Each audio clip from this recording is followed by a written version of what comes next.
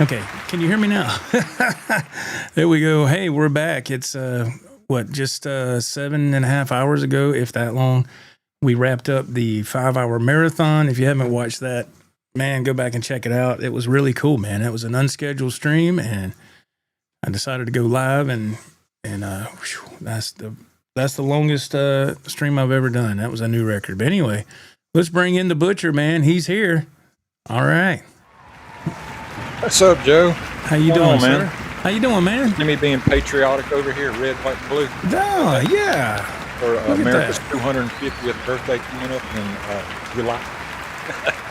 You are ready. You are ready, I would say. Yeah. Yes, sir. It looks good, man. I was looking for a strap for my checkerboard, and I forgot it come with a checkered strap. So that's why that's on there. Oh, nice. Okay. That's cool, man. How's your weekend been so far? How's your week? Everything? It's been all right, man. Done a lot of stuff for my mother. The first couple of warm days that come up, all of a sudden, we got to do yard work. It's gonna be cold again next week. No, we got to get this done. Yes, ma'am. So, you know what I'm saying? I did it with mulch and weeding and getting plant beds ready for this, that, and the other. Whatever it takes to satisfy her, man. Well, that's good. Yes, that's ma'am. Good. There's a lot of people that won't do that. Yeah. So it's good. I'm glad you take time to help your mom. Mom's always first, man. That's always good to help mom. For me, this past week went by slow. It was like the past 2 work weeks have went drug by, it felt like to me. But anyway, we finally made it, and we're here for another show, man. And last Saturday's show was incredible. It was a wonderful show. It just, man, I was like, wow, the chat was fantastic. You just never know what we're going to. You never know. Yeah. You never know. Yeah, you never know what's going to happen. But that's the exciting part to me. It is. It's fun. It's a surprise every week. So let me do the pop-out chat here. And, whoa, okay, here we go. We can see now. All right. First up, let me bring this up here. Okay. We got Rod is first up. What's up, Rod? How are you? Hey, Rod. How you doing, sir? Nice to see you.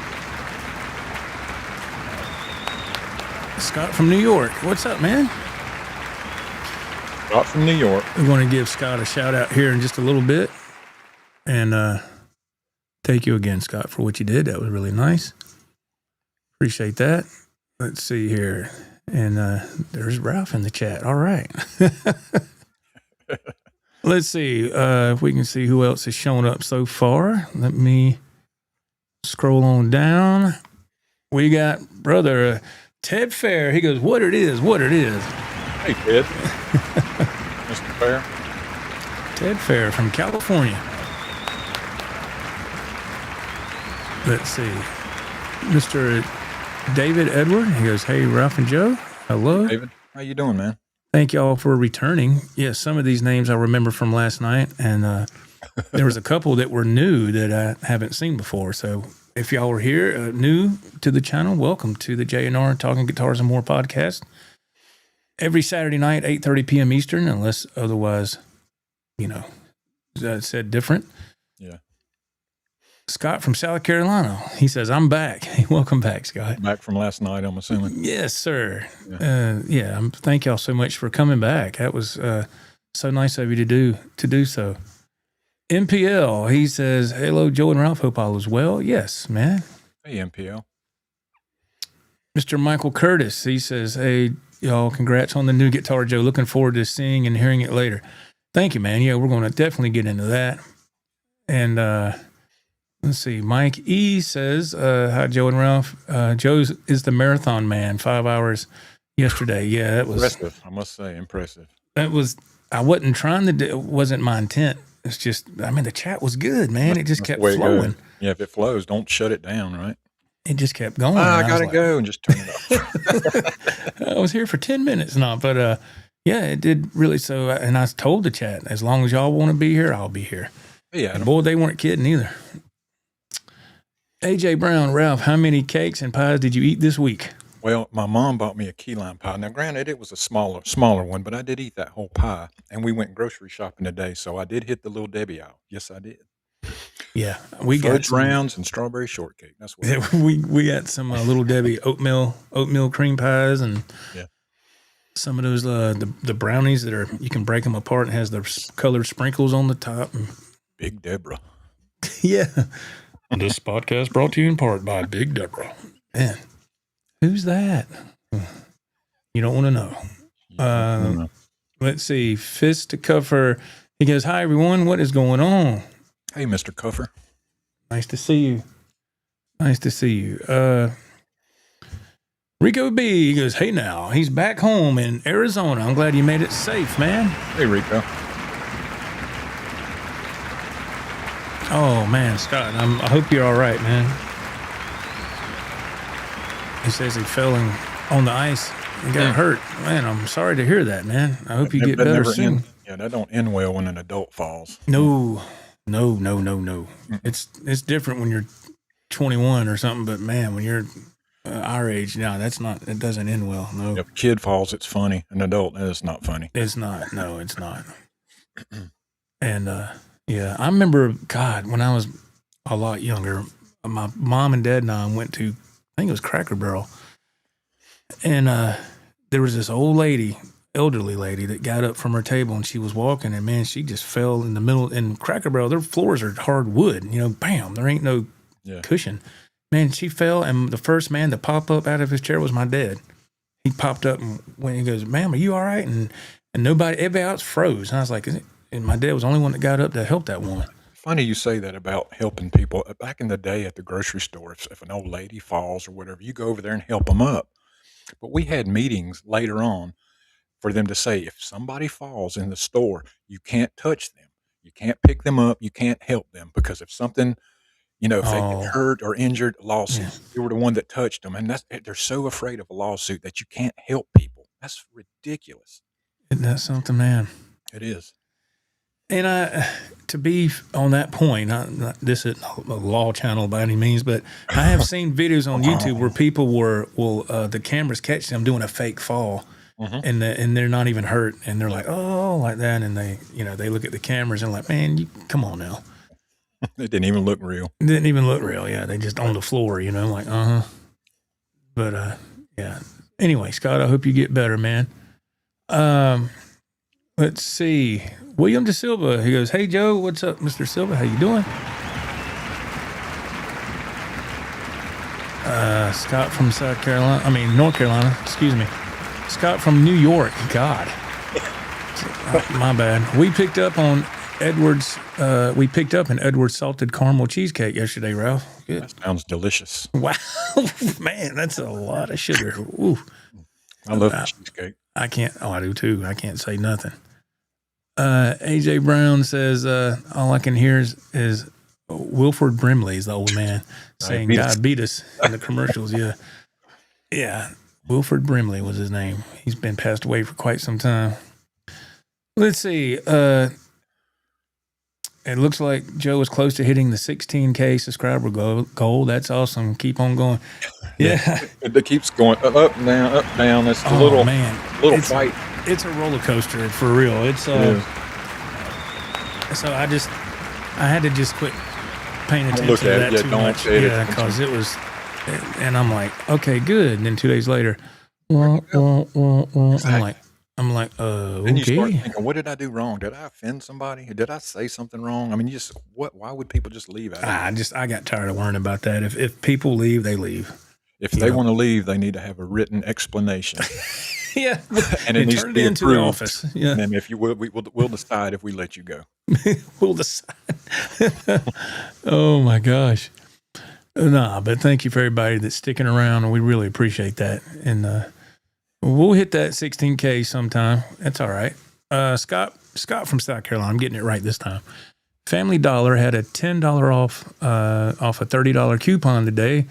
Got some pet milk. Went down the Little Debbie aisle but didn't get any. Didn't get no Little Debbies. Oh, man. That's the sponsors of this show, y'all. Little Debbie and Godo. Little Debbie. Yeah. Oh, my God. Oh, my goodness. Let's see. Scott says, luckily I didn't fracture anything, but it feels like I did. Whoa. I bet you're kind of bruised up. You might want to go get some x-rays, man, but get checked out. Be on the safe side. Slimfire, hello. Good evening, Joe and Ralph and everyone. Hello. Slim. Let's see, man. Let me. This chat just jumped big time. All right, let's see. Mr. Kevin Newman is in the house. Hey, Kevin. He says, hello, prayers, Ralph. They were talking about you last night. You have to watch 5 hours to find out. No, nobody said nothing. They were asking where you were at. Oh. And they said, where's Ralph? I said, man, it's Friday. Ralph ain't going to be on no Friday. I said, he's got. No, my wife has been gone for a week and she ain't been home right. in a couple of days. So right. Yeah. Family's always first, man. Yeah. Jess from the Caribbean. Hello. How are you doing? Hey, Jess. Nice to see you. AJ Brown. Shots. Yeah. Every time AJ's got this thing where every time we say the word Godo, people have to take a shot of your favorite adult beverage or whatever you're drinking. Adult beverage. Or your Sprite or Coke or whatever. Right. Shots, since we don't drink no more. Let's see. Yeah, we had that discussion, didn't we? Mm-hmm. Don't drink no more. No more alcohol. David Edward, Ralph, I have to go eat dinner with the wife. Please tell Joe it's okay. I'll watch the show later. Joe, it's okay. He'll watch it later. Thank you, Dave. Appreciate it, man. Let's see. Yes. Time to eat, man. Absolutely. Go enjoy your meal. Kerry Crouch. Hello, sir. Hey, Kerry. Nice to see you, man. Nice to see you. All right. Let's see. Rachel. Hey, Joe and Ralph. I hope you're both having a wonderful evening. Yes. Thank you. Hey, Rachel. So far, so good. Yes. Yes. Let's see. Thomas, is that Pearly? Hello. He goes, hello, Joe and Ralph. Missed you guys for a week or two. The icy weather finally caught up with me here in, is that Kern? Kern County? California. That's my written explanation. I hear you, buddy. Thank you, sir. Approved. It is approved. It's approved. I told, I'm going to say this. I told Ralph, I told you this in an audio message earlier in the week. Because our old management team, they're gone. All those are gone. It's been years now. But the old management team was really crazy about if you're out, you got to have a doctor's note and all this crap. Right. I'm like, dude, I'm never out of work. And then one time I'm out, you want me to go get a doctor's note? Because they're messed it up for everybody. Because they're ticked off, you know? Mm. And I remember I looked it up online one time to purchase false, fake doctor's notes. Man, there was all kinds on there you could get. I was like, really? I was doing it just as a gag. And wow. Yeah. And they had it, and they had them. I said, wow. And they had different types, and, you could get, I was like, I almost hit purchase, but I didn't. I almost bought them, man. I was like, are they going to really follow up with this? No. But I saw a video where somebody was calling in to work, and they're pressing the microwave, beep, beep, like if they're in the hospital. Oh, yeah, I'm in a hospital, beep, beep, like they got the heart monitor on or something. Like, man, beep, beep. Man, they're able to call work, man. Right. If you're in that kind of shape, somebody should be calling for you. Yeah. Oh, man. Oh, Lord. That's funny. Yes. AJ Brown asked a great question. Kerry Crouch, the past couple of shows, he had a couple of different guitars in his shopping cart. Put them in, take them out. Put them in, take them out. Yes, he was trying to decide between the two. So, Kerry, did you ever decide? I'm kind of curious. Did you ever choose one? We can help with that. Man, oh man, oh man. Oh Lord, that's good. Yes, he's probably like, well, I don't want y'all's input on that. I'll decide what I want, and I totally get it. Absolutely. So, yes. All right. So we caught up in the chat. Let me do this real quick, and let me bring this down. I'm going to spotlight myself for a second so we can showcase this right there. There it is, the new addition to the family, Nana Pudding. I had one like that some years back, and I sold it, but the old one had a single coil in the bridge. This has a humbucker, and I nicknamed it Nana Pudding. So I'm going to keep that name for that because that's just I think that fits perfect for that color. It's really called Buttercream, I think. Is is the color, but doesn't show on camera. It's just a hair darker yellow than what you're seeing there. But it does look like banana pudding. It does. Yeah. It's wonderful. I was trying to play it some before I was in the green room or whatever, and it plays great.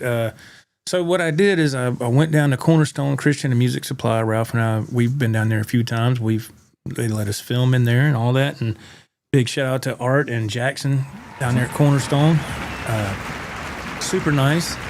I saw one of our friendly subscribers there. His name's Rob. He was there hanging out, and Rob is a super nice man. And he had acquired a Gibson Explorer. I was like, ooh, he was like, come here, man, let me show you. He had the hard shell case on a table back over there, and he popped it open, and it was beautiful, man. Black with the white pick guard and the gold hardware. It was nice, man. It was really nice. And so I talked about it last night when I was doing the solo show, but I didn't want to spill the beans just yet because I didn't know if I was going to be able to lock it in. So Art had put that on. There's a page on a group, on Facebook called Greenville Guitars, something. Greenville Guitars or something. And my son sent me an invite for it about 2 weeks ago, maybe. But Art posts a lot on there. And I saw it last night before I went live. And I said, oh, there's that Fender Buttercream Strat. I haven't seen one in so long. So I was like, well, see, actually, Joe sent me a picture and said, I love it. And I already knew. I knew then. I was like, yep.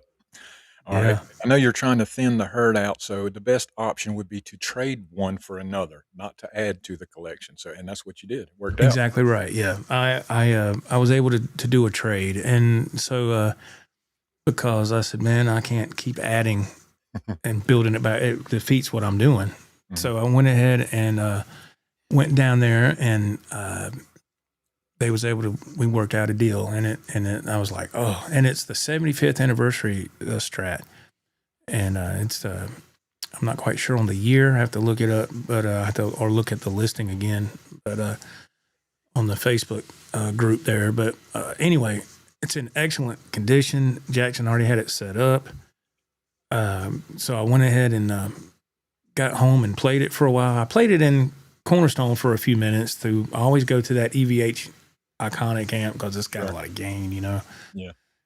And tinkered with that for a second, and but Rob had traded as well, and one of the things he traded was a Ibanez RG, and it was like that fluorescent red or something. Yeah. Beautiful, it is man. Kind of fluorescent red, yeah. Yeah, it screams 80s, man. It's got the black pick guard, and I saw that, and Rob said, that's one of the guitars I traded today. I said, it is? He's like, yeah. I said, oh man. So I played it first, but I went with the Strat because I really wanted that Strat. That's what you went there for, yeah. Yeah, that's what I went there for. So maybe in the future I can go back if that Ibanez is still there. I don't know. And maybe I can get it then.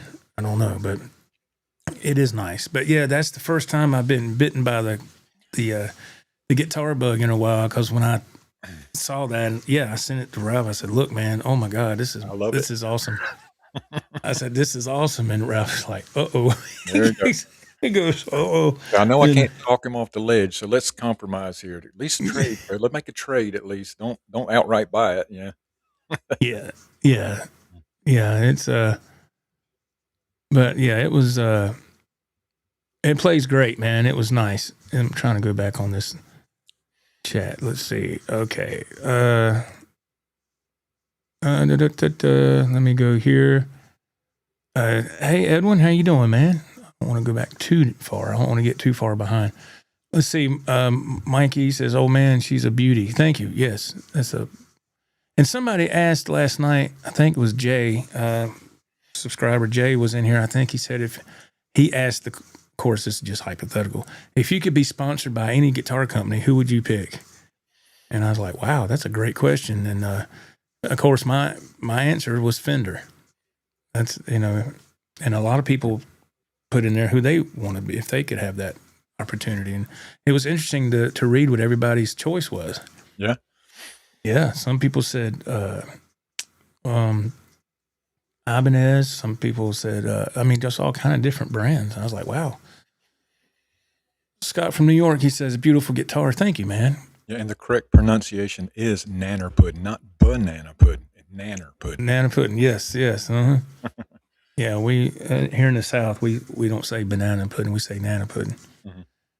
AJ Brown, nanner pudding is the perfect name. I love the HSS configuration. Yes, that's what makes it, to me, that's what makes a Strat more appealing.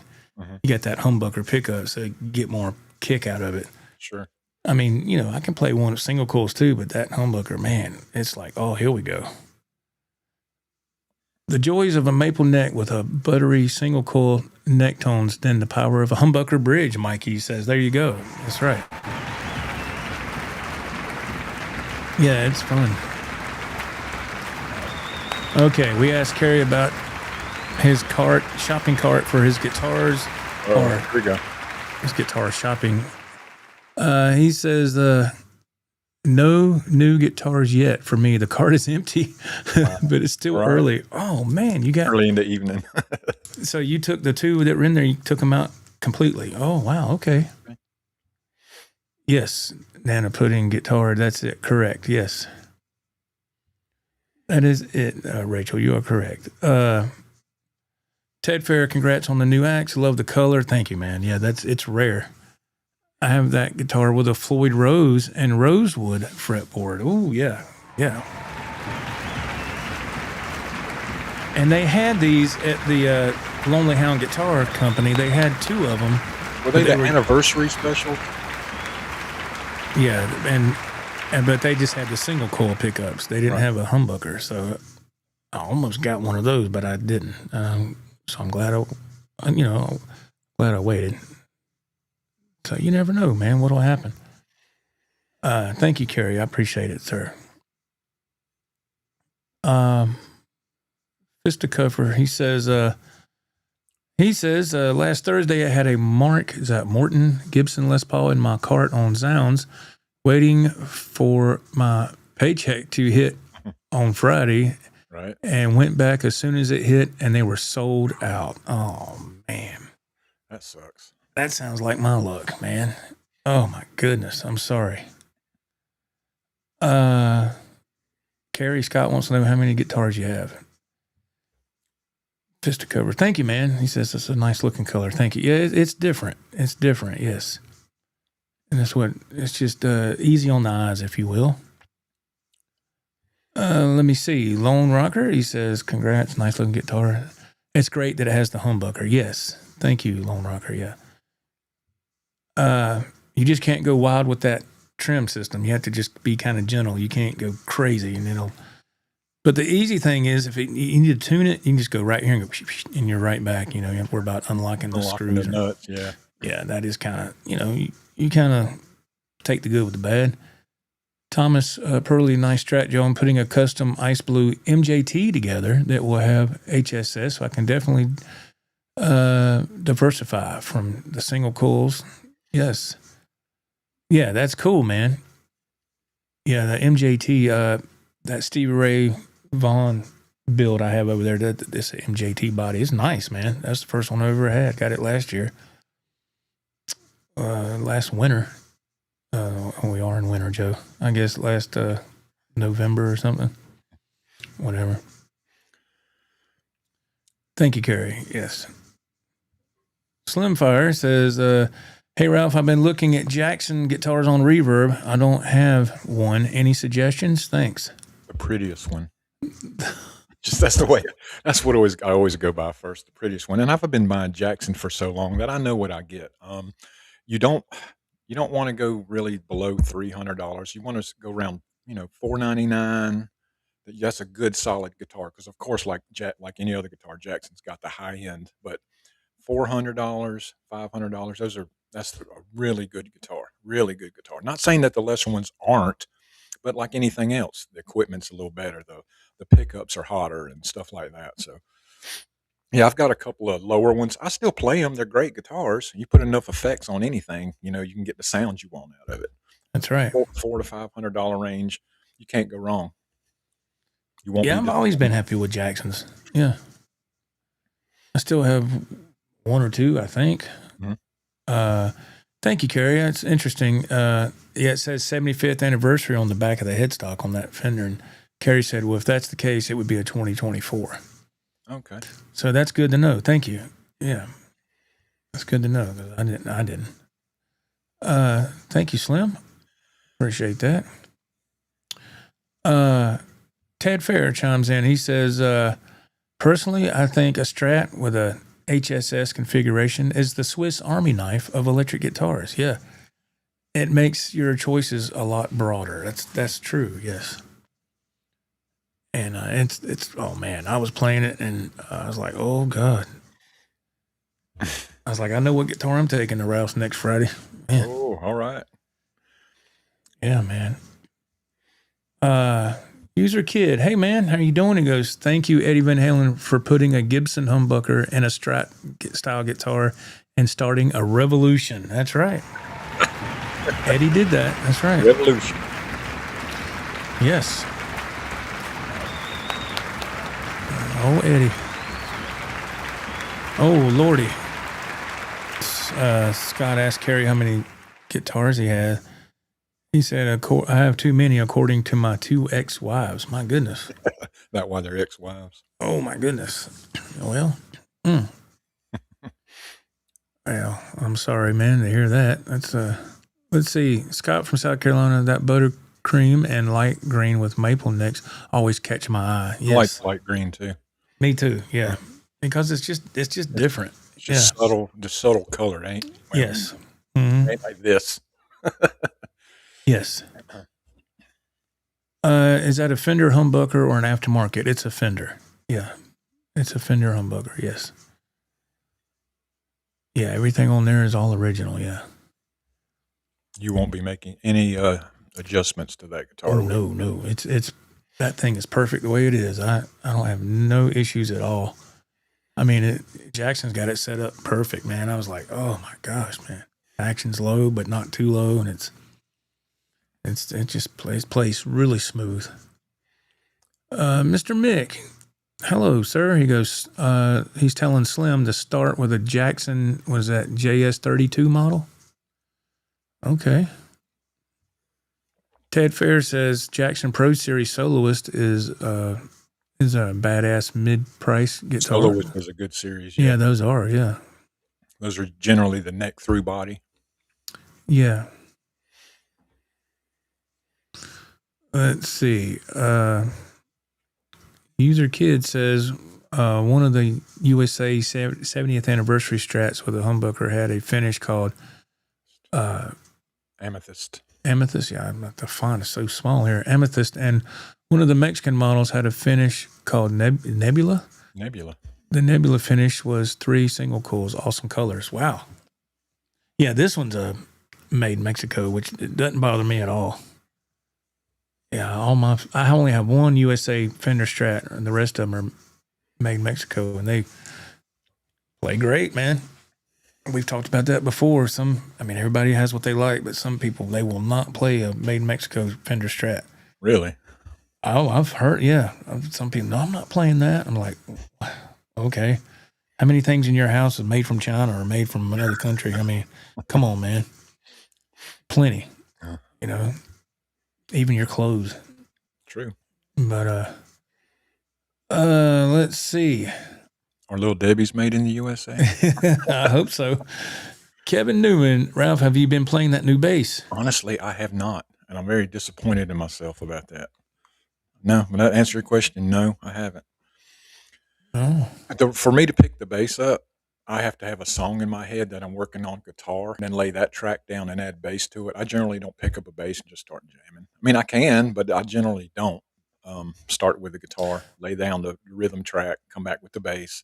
Yeah. Lead on top of that, and then I'll do the drums. And yeah, of course, I use a metronome, to stay in time, which I learned that early on. I was That's like, a good I would idea. lay down the guitar rhythm, and I'd go play the drums. I'm like, I know I'm keeping time right. Well, something's off. Something is off, and it's the rhythm guitar. You need to just put a metronome on there, kind of keep it in time, and it made all the difference when Made I went all the back to the difference. drum track down. Yes. It's Yeah. funny how something like that can correct everything. I learned that early on myself, and what I would always do is I would lay the drums down first. And there's a few people back in this, man, how do you lay the drums down first? I don't get it either. I would just honestly, to be totally truthful, I'd have that big synthesizer and I'd play the drums with my fingers like you did on the old Alesis SR16 back in the day. Mm-hmm. And I would just do a drum beat and I would do fills a certain play, and stops and starts like what you always did. And I just did that. And then I built a song around that. I had no idea what the chords were going to be, but I knew if I tracks down, you know where the changes are and where where did you put the fills. You know that. So, but I knew that if I had the drums down first, the timing would not be an issue because I had something to follow. So I would always do that, and so I'd be like, well, okay, I'd do all that stuff, and then I'd get done, and I try to make it like 3.5 minutes long, and I'm like, okay, right, coming up needs to be a fill, okay, and it'd be really simple, wouldn't be nothing. Sure. It'd be, I always call it the AC/DC ZZ Top drum lines, just straight and that's it. Something simple, but it worked. It worked, man. I was writing songs. This was years and years ago. I hadn't been living here too long, and and it worked. So it was a learning process, and then. But that's why I found out too. I was like, because I tried doing guitar and stuff first. And I was like, ooh, no. I would get a riff and get an idea. Yeah. And I'd say, okay, now let's lay the drums down and then follow that. And that's how I did it. So it worked out good. It was a great learning experience. Absolutely. Scott from South Carolina, was Judas Priest first before EVH with the humbucker and the Super Strat? I don't know. I don't know. I've always heard Eddie did that, but I can't prove anything. I'm just going by what I've heard. Scott from New York, Ralph needs a Little Debbie Jackson guitar. Wow. That's on the lines of Hello Kitty, isn't it? That Big Deborah on my guitar. Big Deborah. Or just a fudge round on there. Or a guitar shaped like a fudge round. How about that? Have on your kick drum, have a picture of Big Deborah in the middle. My God. That's what we're doing. We are doing it. If we get these songs dialed in and we go out somewhere, yes, Deborah's coming. Oh my God! It has to be Big Deborah, not the old. It has to be big. My sticks out. I'm gonna throw Little Debbie's out in the audience. Yeah, that's hilarious. One guy will catch it in his mouth. I'm like, dang. Like, damn, dude, that was good. Oh, Lord, that's funny. He said we're doing that. Oh, we're doing it, man. Oh my God. Well, you're the artist. You know how to figure that out. Thomas Purley, 2021 is the Fender and Tele 75th. 2024 is the Strat. Is that 70th? I got a Dark Knight with the 70-year Strat logo. I feel like the anniversary years may be more desirable 20 years from now. That's probably true. Yeah, I don't know. I don't keep up with stuff like that, but that is interesting. We were at the not music go round, that last guitar show we went to, and we got the Supersonic Guitar Show Expo. And they had some Strats like that, and it had papers in front of it, like they were, like a certificate of authenticity or something. That's it, certificate of authenticity, showing that they're the real deal. Yeah. There's some of them guitars like that, man. Because there's buyers from all walks of life, man. You got people like us that go in there, and we're just blue collar guys, and we might have $600-700 bucks to spend, and you got other guys with ring around the collar guys. Yeah, that exactly. And they have bigger bank accounts, and they're like, well, I don't want it unless it's authentic. So I guess that's why they do it. Yeah. And that's fine. That's cool. It's not a big deal. Mr. Dave Workin. Hello, Dave. How are you doing? Hey. Caught up in guitar playing and didn't realize the show was on. Well, I'm sure that's way more fun than this. Dang. Oh, man. I'm not a good advocate for the show, am I? Go play your guitar. We're glad to have you. We're glad to have you. Yes, we're glad to have you. Thank you. Just joking around. They know that. Oh man, I'm contractually obligated to be entertaining. Oh Lordy, I'm just glad we got Miss Val as our attorney to help us with any of the particulars. We got her on board, so thank God. She's sitting back there now, going, "Huh? What? I don't know what's he talking about?" She's writing notes down. She's gonna get out of that. She's gonna get that little Debbie and throw it around. He's gonna catch it. He's gonna hit me in the back of the head. Bam! We still get mileage out of that little Debbie thing, ain't we? We'll drag it. We'll kick it. We'll beat that dead horse. I swear. Oh my God. Okay, what was I saying? Speaking of Little Debbie, Scott from South Carolina says Little Debbie is made in Tennessee and Arkansas. Wow. All right, man. Awesome. Right on. User Kid says, if anyone doesn't want the Mexican-made Strat, send it to me. Right. Yeah, my son's mod shop Strat is awesome, but even he hasn't got rid of his Mexican-made Strat. Yeah, I love mine all the time. Yes. Scott from South Carolina, Keith Urban said he liked to write to a drum machine. Yeah, that's good too. Sure. Absolutely. Go by. Yeah. Yeah, help be creative and work something out. Yes. Absolutely. Mikey, how do you guys start writing a song? My way is I write lyrics first. For me, I would always write the music first. And if I would attempt to sing on some songs years ago when I barely I could squeak out some lyrics. I don't now. Smoking, I did that to myself. That destroyed whatever possibility there was of that. That's gone now. But Joe had a couple songs where he sung on, and it shocked me how good it was. It really did shock me. I appreciate it, but crap, man, that was good. I mean, if it was bad, I'd tell you, man. You know, I would. I know, but yeah, I was doing that years ago, about the same time frame I told you when I was doing the drums on the keyboard thing or whatever. Mm-hmm. Because I was thinking to myself, man, can I write a song? Just write a song, start to finish, and just all original. And I did, and put the breaks in there, the stops and starts and all that stuff. Not just a riff, just the whole thing. Mm-hmm. And I was on a songwriting kick for a while, and then I just I got burnt out. Mm-hmm. And then I eventually got writer's block, believe it or not. But it was fun. User Kid says, my Strat and Tellys are made in Mexico. Yes. Absolutely. Mazzetti, hey man, haven't seen you in a while. How are you doing? That is Scott from Ohio, I think. Really? Another Scott. Yeah. Scott from South Carolina. Yeah, man. Scott from Ohio. Scott from New York. Scott from South Carolina. Scott Baio. Scott Baio, yeah. Chachi. Man.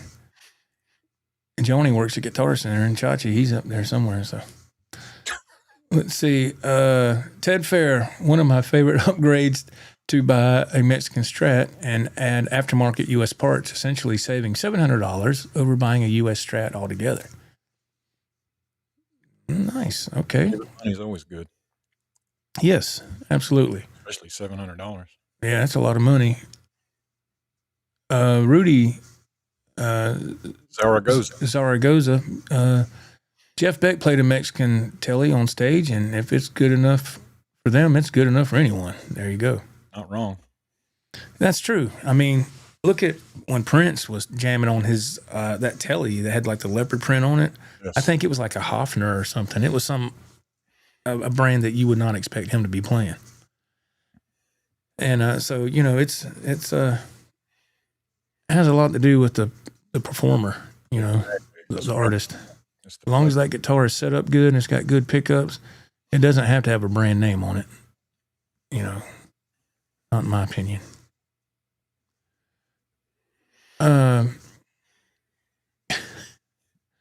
User Kid says, Eddie was the first with the humbucker and a Super Strat. Ralph needs a Croc guitar. Croc guitar, man. Oh, man. Interesting concept. I don't see how that would work, but I would, interesting concept, man. Let me draw one right quick. Hold on. Croc guitar. Country croc or croc shoes? Brian Jackson, hello. He goes, Joe, do you have any advice to share with a beginner guitar student? Don't give up. Do not give up. Yeah, don't give up. Absolutely. It's easy to get frustrated and want to tap out. It really is. It is. Brian, I would say just take your time. Crawl before you walk. Don't worry about doing any lead work. Get your chords down first. Start working on your rhythm. Just basic, slow rhythm patterns, and then get your fingers coordinated so you can, I've always told this example. Just take a finger and go, even on the low E string, go to the 3rd fret. That's going to be the first dot. And take it and hit that note, make that note sound, and slide up to the 12th fret and stop on the 12th fret. As that note is, you hear it climbing in pitch, and stop. What that's doing is helping your accuracy going back and forth. And don't hit the other strings. It needs to be clean, which is hard to do, man. You know, I know we've been playing so long, we don't think twice about it. But it's hard, man, just to hit one string and not want, and mute the other ones. It's a thing, man. So that's why I said, don't give up, man. Don't. Yeah, there's a lot of little things that eventually will become like second nature to you. That, like Ralph said, you won't even think about it. But in the beginning, there's going to be some things that's going to make you go, man, what the heck? But it's still a lot of fun. Once you learn 3 or 4 chords, oh man, you're off to the races. You can play some of your favorite songs, or, the wonderful thing about guitars, there's so many, I talked about this last night, there's so many levels you can go after. If you want to stay on level 2, that's fine. Like, 3 or 4 chords, and I can play 50 songs. Okay, if that's what you want, then you can do it. And that's true. There's so many songs you can play with the same 3 chords. My friend Walter, when I was in that last band, I called him the 3-chord master, even though he knew more than 3 chords. But he could he had a book of songs like this thick, and each page was laminated. And I remember seeing him perform a solo act one time in Pikes, Ralph, up in Inman, when it used to be there. It's not there no more now, but that's where we played all the time. And I remember going to see him one time, and I said, I introduced myself, and I said, man, do you know all the songs in that book? He goes, yeah. And over certain words would be a chord letter, C, G, and over here would be whatever. Mm-hmm. And but he could take whatever song and do his own thing with 3 or 4 chords, and it worked. Yeah. And I was like, that's amazing, So it worked for him because he played acoustics, and he had to sing with that too. So he made it work for him where it wasn't too intricate. Acoustic. But that's an example. Wow. That's an example that you can make it work. It's just how bad do you want it, But yeah, Brian, just take your time, man. Take baby steps. Don't throw in the towel too early. Anything, man. If it's worth doing, it's going to take some work. And if it was easy, everybody'd be a guitar player. Yeah, I can't do jack squat behind a set of drums, and I'm like, I don't see how people do it. I don't see how Ralph does it. I'm like, damn, there's just too much going on for me with that. I can't do all that multitasking. Thomas Purley says, when I see the video of Ralph playing a few weeks back, it sounded great. You look like a kid in his 20s on the drums. You guys both make awesome music. Wow, man. What was that? What were we playing? What was I playing? I don't know. But I appreciate it. Thank you. Yeah, it's really nice.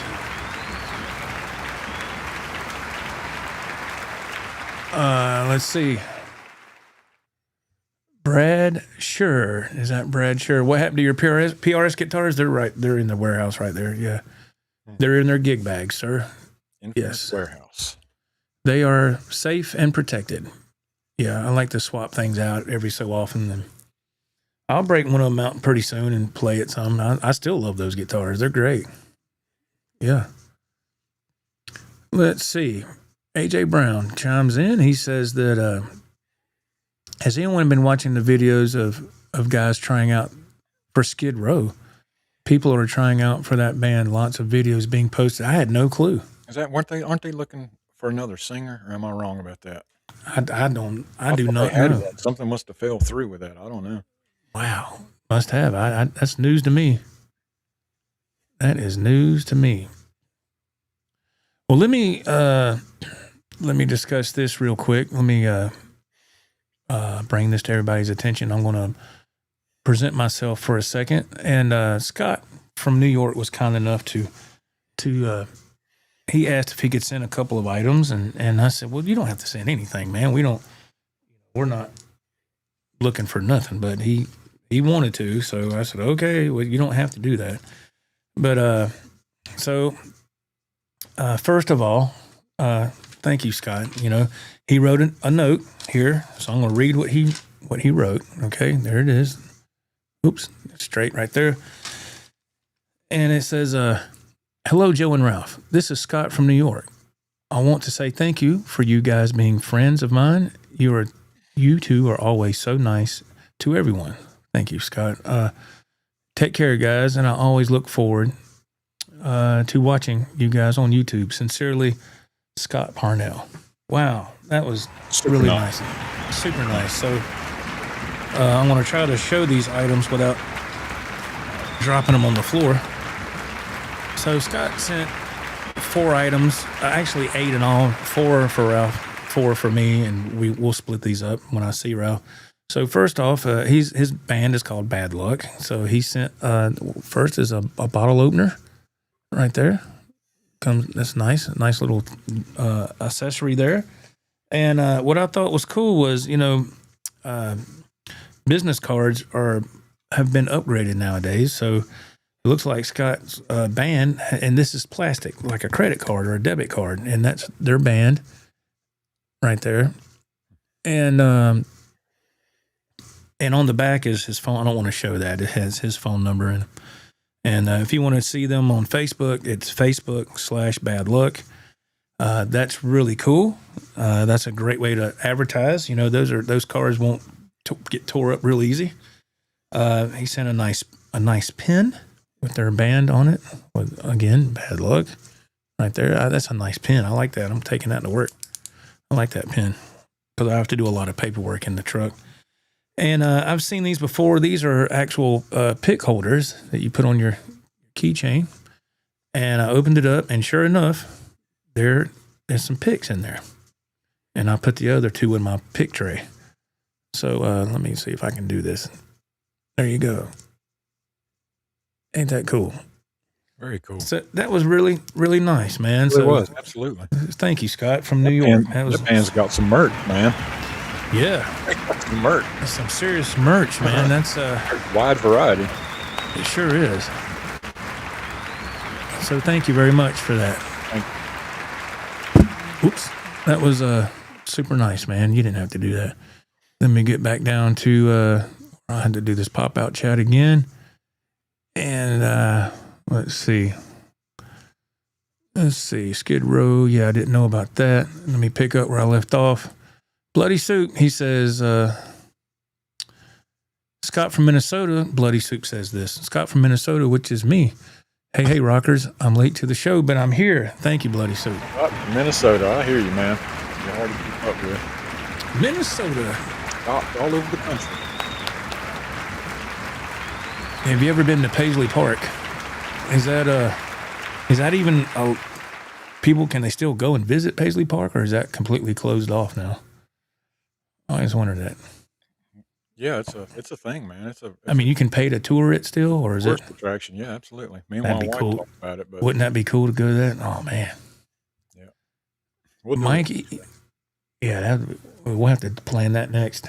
Mike E, I write blues lyrics because I feel it sets the tone for the song to write guitar, but I don't sing. Yeah, that's what I use Suno for. That is interesting to write the lyrics first. It really is. I've done that with Suno. I've done that. It's easy to, well, pretty much you have to with doing it that route. I write the lyrics first. And so when you're writing lyrics, you've got a melody in your head, or you're just no, I'm writing words. I write the lyrics, and then on Suno I pick the tempo, like if you want it mid tempo or fast or whatever, and then you hit generate, and Suno takes that tempo and spits out like 2 or 3 ideas, and you pick from what if you like any one of those 3. Mm-hmm. As long as it's in that tempo that I know the tempo I want it to be in my head. Now, but it pretty much comes out with the vocals, the bass line, keyboard, and it comes out with everything. But I take the guitars off, and I don't even listen to the guitar because I don't want to be influenced by it. I listen to it the first 3 seconds, but because you can't get around that. Yeah, but, you have to see if you like the song. Yes, and then I take the guitars off, and then I go from there. But yeah, but it pretty much creates the melody, the bass line, and the vocals create the melody. But you do contribute, I had to write all the guitar parts and the solos and all that. Mm-hmm. And I wrote the lyrics, so it's kind of a 50-50 deal. Scott from New York is not the guitar, it's the guitarists themselves. Let's see, man. Really enjoy Fender Player 2 Telly and Birch Green. GRP Aquatics, what is going on?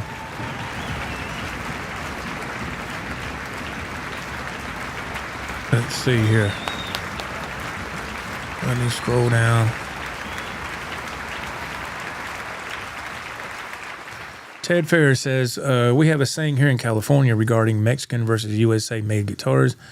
Do you want a guitar made in the U.S. by Maria or Jose, or made in Mexico by Maria or Jose? It's all in the same factory. That's right. It's all in the same thing. Yeah.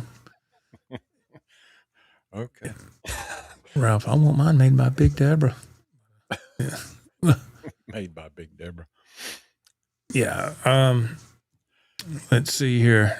Blue Monks, he says that I believe we have all done bad practices. The mind locks those in. Some will automatically fix, but be careful of bad practice habits.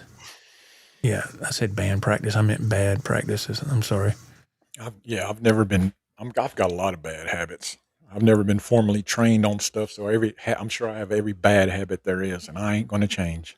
Yeah, I'm the same way. I've come too far to try to. Well, you need to rethink how you're doing. I'm like, I can't do that now. You need to hold your sticks like this, and you need to go F yourself. Eat a little Debbie, but go eat a little Debbie. Go fudge around yourself. Go mess with Big Deborah. But yeah, so she's awful big. Well, you asked for it, but anyway. No, but yeah, I have my habits of playing and what I do, and it works for me. Yeah, I'm sure if a teacher of any instrument watched me do anything, they'd be horrified. Yeah, same here. They probably look at me and thought, "What the heck is he doing?" Yeah, that doesn't make any sense. I'm like, look, well, okay, makes sense to me. AJ Brown asked Ralph a question. Ralph, have you ever played in any gigging bar bands? If so, what instrument did you play? Never made it that far. Have been in a couple bands, and I was always the guitar player. Always the guitar player. Never made it as far as gigging. I was in a band called Triple X early on, and we had a black drummer. Man, his name was Everett. Man, he was a good drummer. Anyway, we went to the YMCA. We took photos for to hang up photos of our band and stuff. Man, I had spandex on with jeans with rips in them. Man, it couldn't have been more 80s. Holy crap, it couldn't have been more 80s. But no, to answer your question, I've never gigged. No. Let me make sure I heard you right. Did you say you had jeans with ripped holes in with spandex underneath? Spandex underneath, blue spandex, yes. Wow. Okay. That's a first. Hey, man, I was all in, dude. All in, dude. Hey, that's awesome, man. All in. Okay, cool, man. Okay. Meek Sith. Hey, man, he goes, hi, gentlemen. Either of you ever had experience selling or heard of people selling high-end guitars to Chicago Music Exchange? No, I have not. I have not. No, I have not. AJ Brown says, yes, both male and female vocalists trying out must be for the Skid Row, the new vocal position. Their former replacement has had issues with oh my goodness, with cancer, even before joining the band. I did not know that, AJ. Thank you for letting us know. I didn't know that. I think they should give a woman a shot. Yeah, hey, I don't care as long as they can sing it. Exactly. It don't matter to me. And some of the songs they have, I think a woman would just fit in there pretty good, man. I just do. Yeah, I don't have an issue with female singers at all. I mean, if anything, I'm gonna tell you this: if you got a good band and you got a great female singer out front that can sing, and she's attractive, what do you think? I mean, it's going to work.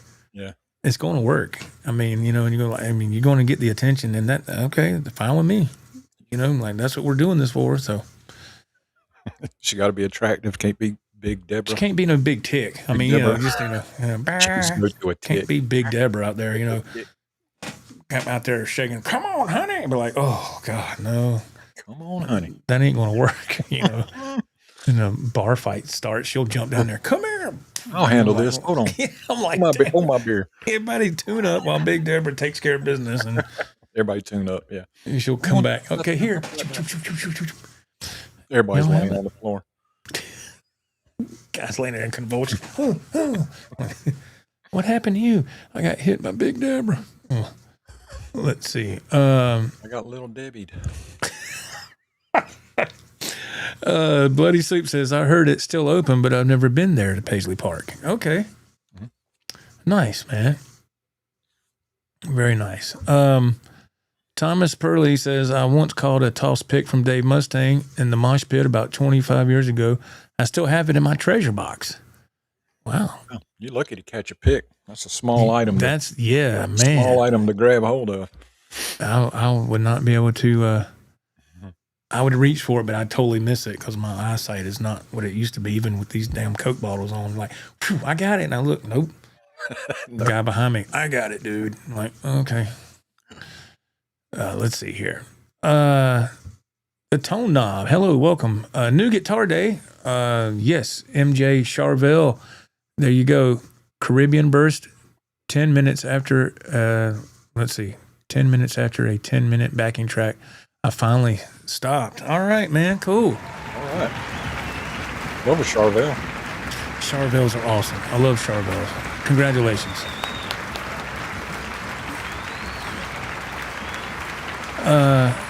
Edwin Crane. I've been playing around with, I don't know if you meant Suno or something else. A little bit. Pretty crazy what AI can do. Yeah, it's to me, as far as music goes, I think it's an amazing tool. A lot of people I've heard are against it. I mean, it's here, and it's just going to get bigger. You might as well embrace it. It's, and really, AI has been around a lot longer than we realize. Oh, it's just now being brought. Start. Yeah, it doesn't just start. Yeah. Right. And so it's, I find it very interesting, and it opened a whole nother creative door for me. And I was like, man, yeah. And isn't that what music's supposed to do? Yes. Inspire you. I mean, you use pedals on a pedal board, use something to enhance. So exactly. What's wrong with using Suno? There's nothing wrong with that, in my opinion. It's shoot, man. So, let's see here. Shoot, man. Let's see. Ted Fair, I usually write a song by starting, with a riff or chord progression, and that's the curse or blessing being a guitar player. That's it too. I'll be messing around. I don't sit down looking to write a song, but if I sit down, like the other day I sat down and played, I come up with like 3 killer riffs to work with. Now, granted, I haven't done anything with any of them, but that's how it starts for me. A killer riff. I'm like, holy crap, that was badass. Then I try to figure out the rest, you know? Yeah, that is a blessing. If you got those 3 awesome ideas, that's great. I've always struggled with trying to do a riff. I've always like, man, I don't know. And I catch myself doing the same thing I've done 1,000 times before. I'm like, okay, let's do something. And that's when I turned to Suno, and it just helped me see things in a different way. And I was able to go with some songs are half a step down. That really helped. Mm-hmm. You know, and just sound totally different. Yeah. And I was like, oh, okay. I know I've heard people talk about that for a long time, but I was always like, no, I don't want to do that. When I got this Digitech drop pedal, it was a game changer overnight. You just want to have to literally tune it down. I didn't want to have to tune. Yeah, I was like, I'm not doing that. And don't some of those EVH guitars have that drop D? It's got it has what they call it the D tuner, and you're supposed to be able to pop it out, and it'll go from E down to D. But the other strings are in standard, you know. Yes. So, but I just didn't care to mess with that. I just don't care about that. But but when I got this drop pedal by Digitech, it puts the whole tuning down. You can half step, whole step, whatever, and it's really nice. You know, it's really cool. Let's see, the tone knob. He said that with my looper, I try to start with a beat, add some bass, a bit of keyboards, and then I play guitar to it until I'm bored with it. Yeah, you know, absolutely. AJ Brown, he goes, now I have to ask, did either of you ever have long or teased hair and do the glam look? Yeah. I didn't. My hair I was so proud of myself. I got my hair down to about my nipples. I was so proud of myself. Ralph had long hair at one time. I remember that. Yeah. Yeah. And at work, I'd have to put up under my hat, hide it. Yeah, my hair. My son used to always tease me. He goes, "You look like Slash," because my hair goes like this, like, you know. Ralph's like, "You want some of the soul glow?" I was like, "No, I want none of that." Joe kind of had a slight mullet in the back. A little bit, yeah. He would try to straighten it, but in the bottom it'd go bing, it'd curl. He just couldn't. There's nothing he could do about it. Nothing, not with natural curly hair. And I always hated my hair. I was like, "Oh, come on!" And it was always a struggle. So I'll tell you, I never could get girls were all over you. They thought Joe was exotic. For some reason they did. Oh my God. Yeah. Well, I got pictures, man. Don't make me drag them out. He does, I have to say, but yeah, no, I never had the glam look. No, I never was blessed with that type of cool hair. I just always had this. So, you know, so I always wear hats. But let's see.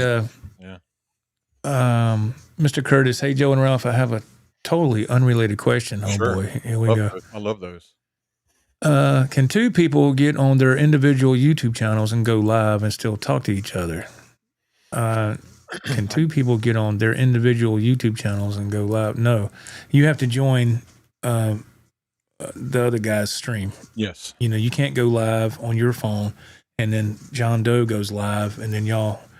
I mean, you can talk to each other in the chat, you know, but that's kind of, why would you be watching? Is that something you're wanting to do? Why did you ask that question?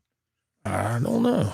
But usually if you're wanting to talk to each other, you would have to, I mean, if he's live and you're live on your phone or whatever, but if you're watching his stream like on your TV and you can look at your phone and say, "Hey man, yeah, I'm watching your stream," and it'd be a lot of crap to go through to accomplish that. If I'm thinking correctly. And you have to have at least 1,000 subs before you can go live, right, Joe? Yeah, well, it used to be. It might be different now. It used to be you had to have 1,000 to go live. I think now it's like 50 or 100. What? They dropped it down. Yeah. Well, thank God. So it's something like that. Wow. They just want everybody to go live, don't they? Yeah, I guess that's, you know, that's what people like to watch. Everybody gets a trophy. I mean, it's YouTube. What can you do? But let's see. GRB Aquatics, he says 1980s white T-shirt with a black skinny tie. Why? I don't know. I don't know. It was the 80s, man. I don't know. Edwin Crane. Oh, you got a pick from Vito Brado? Wow. That's nice. That's super cool, really. Uh-oh. Here we go. GRB Aquatics. Rick Beato has an opinion on AI. Well, I do respect Mr. Beato. I do. I really do. He is very knowledgeable. I haven't seen that video, what his opinion on that. I would like to see it. I'm assuming it's against AI. I don't know. I mean, for what I do by myself in this little room, it works for me. You know, everybody's different. It depends on what you're wanting to accomplish. Now, if if everything was like we wanted it, or Ralph and I, well, Ralph could, but at this time I can't. I don't have a lot of free time. But if we had that available, yeah, we bring in a bass player and a vocalist, and we'd work on something full throttle. But yes, I can't do that. So we was like, well, we'll play with these backing tracks. That's the next best thing, and I think that works great. Yeah. We can get tight and learn these songs, and yeah, eventually we'll be auditioning bass players. Yeah. Yeah, and it's just email Joe. I thought about this. I brainstorm a lot when I'm driving through the night, and I thought, it'd be cool if not that this would be a all the time thing, Ralph, but if once or twice, if what's his name? I don't know if you've been in touch with him or know where he's at or what he's doing, but if Ricky could come once or twice and just sing. Ricky Schuler? Yeah, and jam with us a couple of times. Wouldn't that be something? After we kind of get we get our stuff smoothed out and we kind of know what we want to do, and I could get the same tracks but have the vocals off. The vocals and off. He could sing, and then just he would kill those songs. Oh, he's an excellent singer, but it would be fun to have a real singer, man. Wow. Oh yeah, see, I've been able to do that. I've been able to be with bands that we did all that, and it's incredible. When everything just clicks. The human element, everything. Everybody's in the zone. I want to say everything just clicks together, and you're like, holy shit! You're in the room, and you look at each other, and like, yeah, this is sounding good, and everything is it's a great feeling. It really is. Yeah, it's fun playing with these tracks when I'm in here practicing. It's fun, but nothing beats being in the room with 3 or 4 other musicians, and you're all in the same band, and you're locked in together. There's nothing tops that. Yep. It's fabulous. But yeah, I was thinking about that. So wouldn't it be cool if Ricky was able to jam with us a couple of times just for fun? Yeah, that'd be awesome. So that'd be wild. Let's see.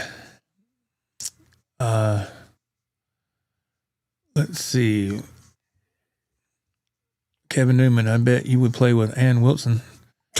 Big chick. Oh yeah. Well, yeah. There's big, and then there's too big.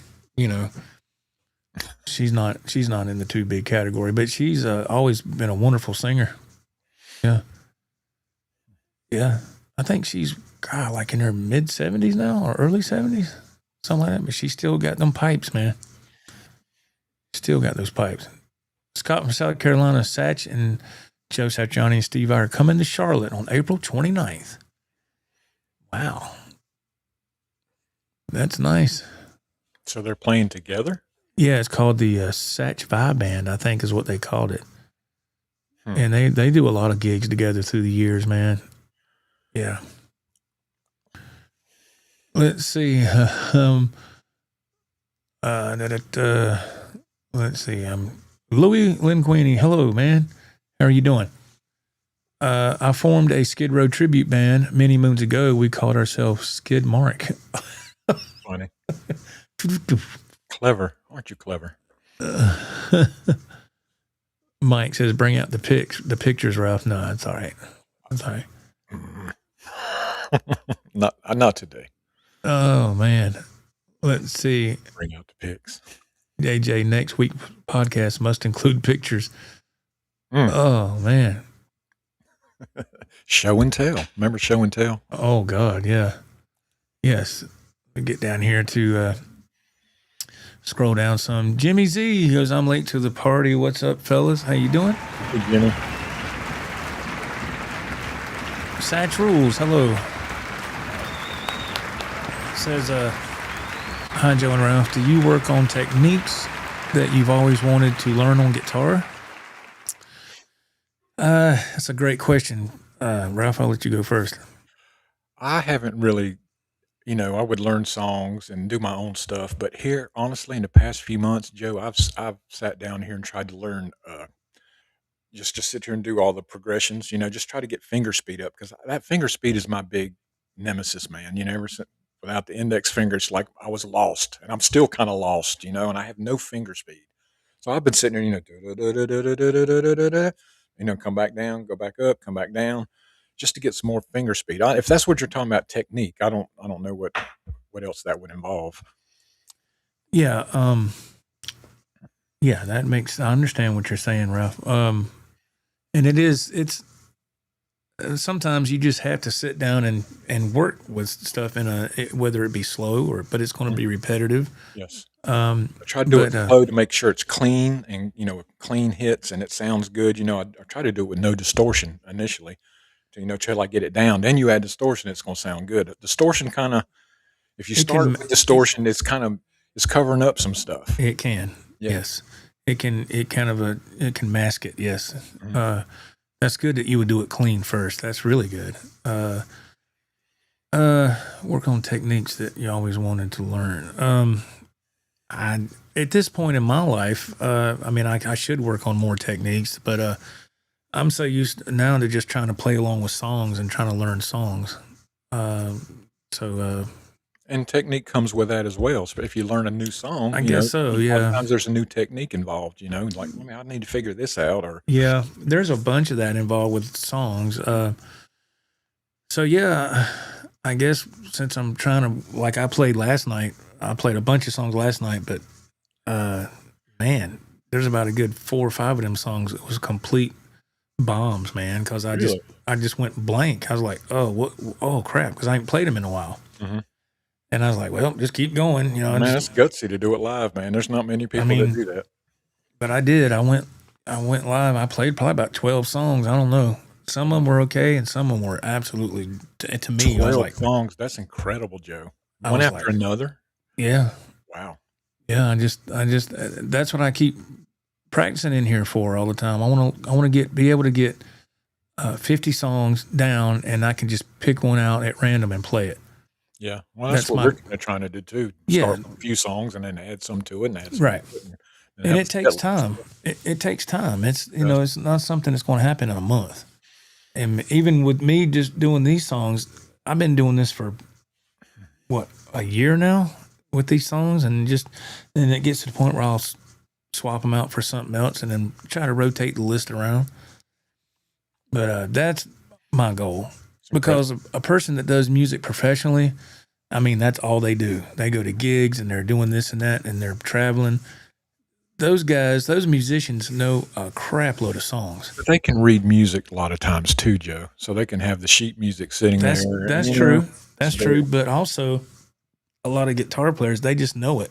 They have it memorized because they played it so many times. Yeah. It's just like, just catching a ball.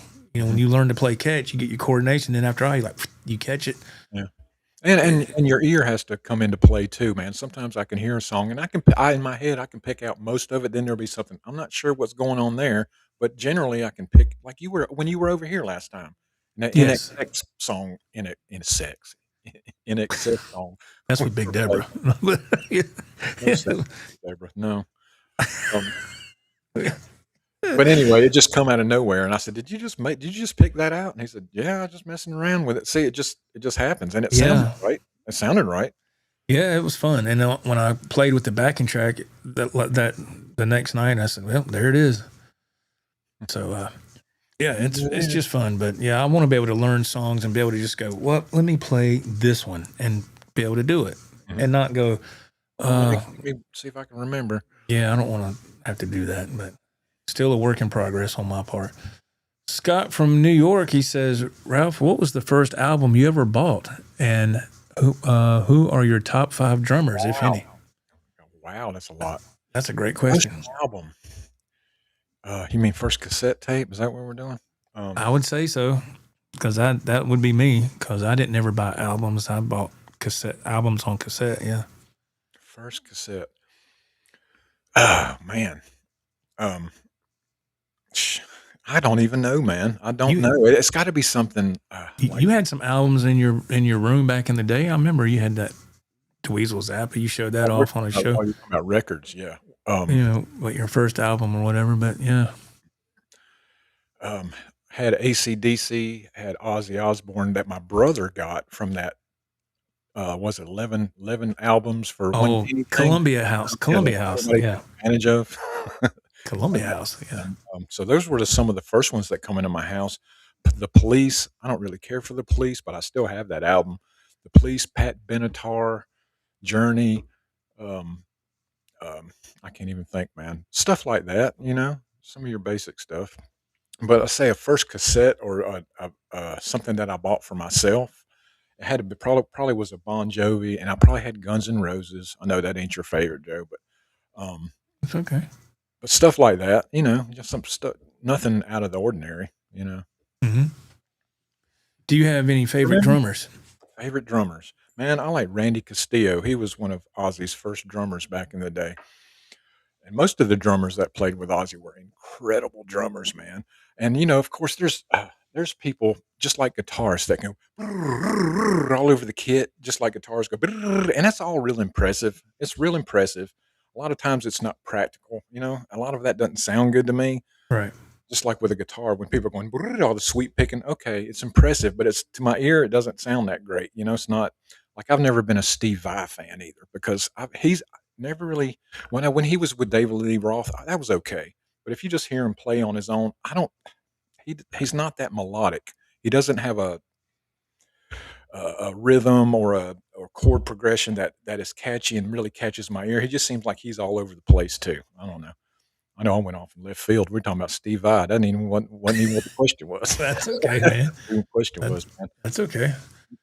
But give me a minute on the drummer thing. I have to think that one out. Well, let me ask you, what about Alex Van Halen? You like his drumming? Yeah, I do. Honestly, I wasn't the biggest Van Halen nut, so I didn't listen to Van Halen and go, wow, man, he's incredible. He is an incredible drummer. And I even have a kit that I programmed on mine, and I put it Alex Van Halen. And me and Joe have used that kit for 2 or 3 Van Halen songs that we've done, and it just fits perfectly. There's something about the pop of the snare that he had, kind of the 80s toms that went with it too. Mm-hmm. Yeah, he's an incredible drummer. He really is. And I know people go with Neil Peart. Yeah, he's a great drummer. I never bought a Rush album in my life, Me neither. I know he's incredible, but I never bought the albums or anything. Yeah. I was an Ozzy head, man. Ozzy is it for me. That's it for you, yeah. He's had, and he had some rotating musicians. They've always been incredible. Always. Yeah, he always had an impressive roster of musicians, yes. Always. Yes, sure did. Right about that. Mr. Rex McGee chimes in and goes, hello, Joe and Ralph. I'm just chiming in. I look so forward to y'all's show. I have a gig next Saturday night. I love gigging. Oh, man. Man, that's so cool, man. That's awesome, man. I hope me and Joe can say that. Yeah, we got a gig. Oh, yeah. That would be, I hope that happens for us. That would be cool. Yeah. That's something me and Joe have never done, played together out, which is odd as long as we've been friends. Joe's done his thing with bands. I've done my thing, but we've never done anything together. Hopefully that'll change. Yeah. Well, that will change. Yeah. Jimmy Z, not that anyone cares, but in my opinion, the AI and music thing, I think it's great. In the right situations, right time, right place. And if used properly, I love what Joe had done with it. Oh, thank you, Jimmy. That's nice, man. It's true, man. It's a good song. Thank you so much. That's really nice. Wanted you to hold me. Number one. Yeah. Yeah, it's fun. It's fun. I'm trying to get caught up in the chat. Dave Orkin says, Joe, how many new riffs have you wrote in your thoughts while driving a milk truck? That's a great question. None, actually. I've had ideas in my head, but then when I get home at 6 a.m, I'm burnt out. I'm so tired. And the next day comes, I can't remember. That's funny you say that too, because when I have an idea in my head or something, I'm like, wow, that's badass. So I get my phone and get the voice memo thing out and I hum it. Yeah. Hum the rhythm. The next day, that doesn't make any sense to me. I'm like, what was I thinking? I'm like, this will be clear. I'll just hum it. And, what a train wreck that is. And I've done that so many times. Where's my phone? I should get my phone. Listen to this. Can y'all tell me what this was? But in my head at the time, I'm like, I need to record this so I can use it later. Oh my God. Yeah, I've tried that, and with the way how my life is so hectic with work, I forget to put the ideas down, or I just can't remember to do that. And I was like, no, Yeah. I do the Suno thing, and I come up with something then. And I'm like, all right, let me work on this. And then if I don't get nothing that clicks within 30 minutes, I move on to something else. Yeah. if it just ain't working. But usually I wait till the moment of the song to work on something. Edwin Crane says, I'd like to have a 12-string bass. Oh. Is that a thing? Yeah, there is. Yeah. Good Lord. Scott from New York. Joe, who are your 5 favorite guitarists? Oh, my gosh. See, don't you feel put on the spot by that? No, it's okay. Eddie'd be top. Hendrix would be second. Eric Clapton third. B.B. King, Buddy Guy. My top ones right there. Yeah, it's let's see. See, I'd have Zach Wilde and Jakey Lee would be in my top 5. Right. So we're just different. We just like different stuff. That's all it is to it. Yeah. And it works. Different taste. Yeah. User Kid said, I got a pick from Steve Moore's when I was 15. He was doing a clinic at my local music store. I almost missed out. My friend that played drums talked me into going. He was a big Rod Morgenstein fan. That's good, man. That's cool. I've had that pick for a long time. Ted says it's highly likely that a lot of artists use AI these days. They're just too hush. Yeah, how would you ever know? How would you ever know? Yeah, I've thought about that. When I started to mess with the Suno, I was like, now how many professional artists have already done this? But they're not going to say nothing. I bet you there's been plenty. Oh, sure. I mean, come on, let's be honest. People hire hit songwriters. You can just do the same with AI. Yeah. Right. I mean, what's right there? What is wrong with that? You know. And I want to say, I can't prove this, but I want to say somebody in the chat when I was doing the Suno thing toward the end of last year, somebody said there was 1 or 2 songs that were in the top of the charts that were AI developed. This is true. There was strictly AI, and I was like, wow. So what's wrong with what I'm doing? and I'm actually writing the lyrics, writing the guitar parts and the solos, and I'm using AI Suno for the vocals because I at least you're being upfront and honest about it. You could have done those songs and not said, "Oh yeah, these are totally mine." No, I'm not going to do that. I'm going to be upfront because I'm not a singer. I know. I can't sound like that, you know. And I don't have time to go look for somebody. Hey, do you sing? And go through all that. I remember wasting time on a song or two, and you actually sent the song to a guy, and he put vocals on it for you. You paid him to put vocals. What did you think about those? It was okay at the time. At the time, there was no AI stuff like this available, so I thought it was cool. It was expensive, but I paid him extra money to get it done in 24 hours or 48 hours, and it was okay. I mean, the guy could sing. He had a thick accent wherever he was from, and it was all right. And plus, he made a video too of singing along with the music I sent him. So when he sent me his finished product, I spliced in my playing with. I remember it was pretty good from what I can remember. It was all right. It wasn't like wow. But it was okay for what it was. It wasn't, my production could have been better, but I just worked with what I had at the time. Do you care to disclose how much you paid this dude? Oh, let's see. I think it was like $150, something like that. Hired gun. That's exactly what it was. Yeah. And I did another one time with this. I look back on it now and I feel stupid, but I didn't know what wave files were at the time. I didn't have a DAW. I didn't have an interface. I just had like you had your old multi-track recorder, and I sent her the song, and I paid her to sing on it. And then when she got finished, she sent me back the wave files, a file of her vocals. Here's the backing, and now I know how to do that to line it up on the DAW now. But back then, I was like, what? I literally got mad. I sent her what am I supposed to do with this? I sent her a nasty message. I said, hey, what is this? I said, you're supposed to send me a completed product. Nasty message. And she was from another country, so I couldn't really. She sang great in American English, but anyway. So I had to, she sent me the whole vocal thing, one take with the back, and I just synced it with the original track, and it was You ever wonder why somebody with the thickest accent, when they sing, there's no accent? How was that? How is that? never understood that. I don't Never get it. understood that. When I we was s like, Americans sing, we don't sound English or sound Australian. I mean, I anybody don't else can know. sing and they sound, American. I don't know how that works. The Bee Gees were the first to make me wonder that when I was young, because when they would talk, they had a strong accent, but when they sang, you didn't hear that at all. And they sang so well. Mhm. Their performance was Bee Gees were, incredible. man, they had some good songs. We can make fun of them if they want to. They had Oh man, good yeah, they songs. were. Yeah, it was awesome. Um, let's see. Wow, I gotta. Let's see here. Ted Ferris says, Joe, would be awesome if you could, if you used AI to write a song in the style of King's X. Yeah. Yeah, that's something I have to look into later. But it can't be no crazy What tuning. if But you went into AI and said, "Write this song in the style of Joe Wentz"? What would it spit back out?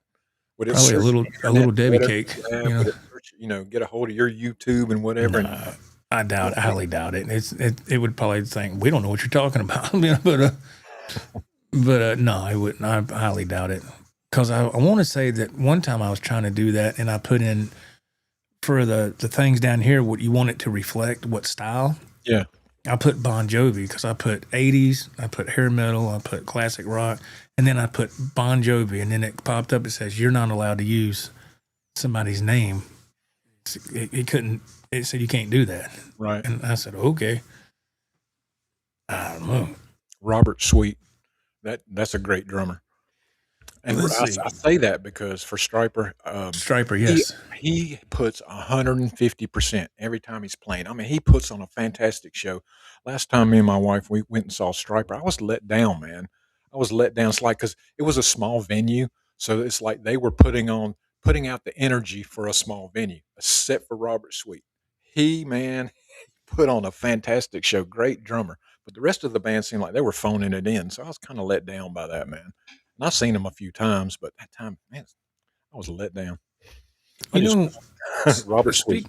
speaking of Stripe or not, I remember when I was there last Friday, and on your wall over by the back the French doors or whatever, I saw you got a framed picture of was it Striper, and they Yes, autographed it. we did a meet and greet, and I got a Okay, drum head and sticks signed by him, everything. right, but all underneath that, I want to say there was one of Journey Mhm. as well. Is that? I didn't know y'all went to see Journey. My wife did. I didn't go. Okay, I didn't see it. I've got pics too from that show. Journey pics, yeah. that's cool. Okay, Cool. I've got a drum head. Who was that band by? I don't even. Give me a minute. Let me think on that, and I'll just spit it out in a most inconvenient time. Okay, like I did with Robert Sweet. We're talking about Little Debbie's. Robert Sweet. well, you got the sweet that binds in with Little Debbie. It's sweet. Let's see. I had to scroll down and get caught up in this chat. Hailstorm. Hailstorm. Okay, there we go.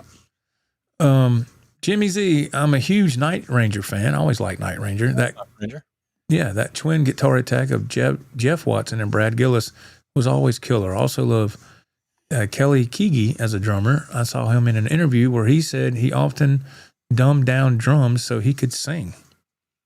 I get that. Yes, I can too. I mean, he's got to keep his mouth at the mic the whole time, and his arms are, you know what I'm saying? So I get it. He has to, keep the beat without. He can't get too flashy, or he's going to have to move away from the microphone.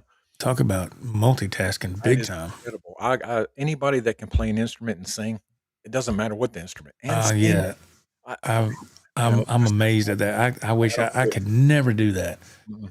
If I try to do it, it's going to be out of sync. I'm going to be missing notes. I'm like, oh my God, I just don't have that singing talent to do that.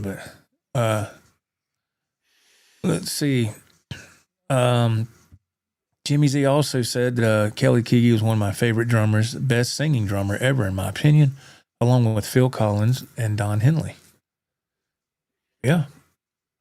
I always thought Phil Collins was an amazing drummer, and he had some amazing songs. I went down a rabbit hole a few weeks ago. I was coming back from the beach, and I pulled up YouTube Music on my phone, and I just put in I typed in 80s ballads or whatever, and it starts spitting out songs that now that's AI too, And one of them was Phil Collins, that song, One More Night. Remember that?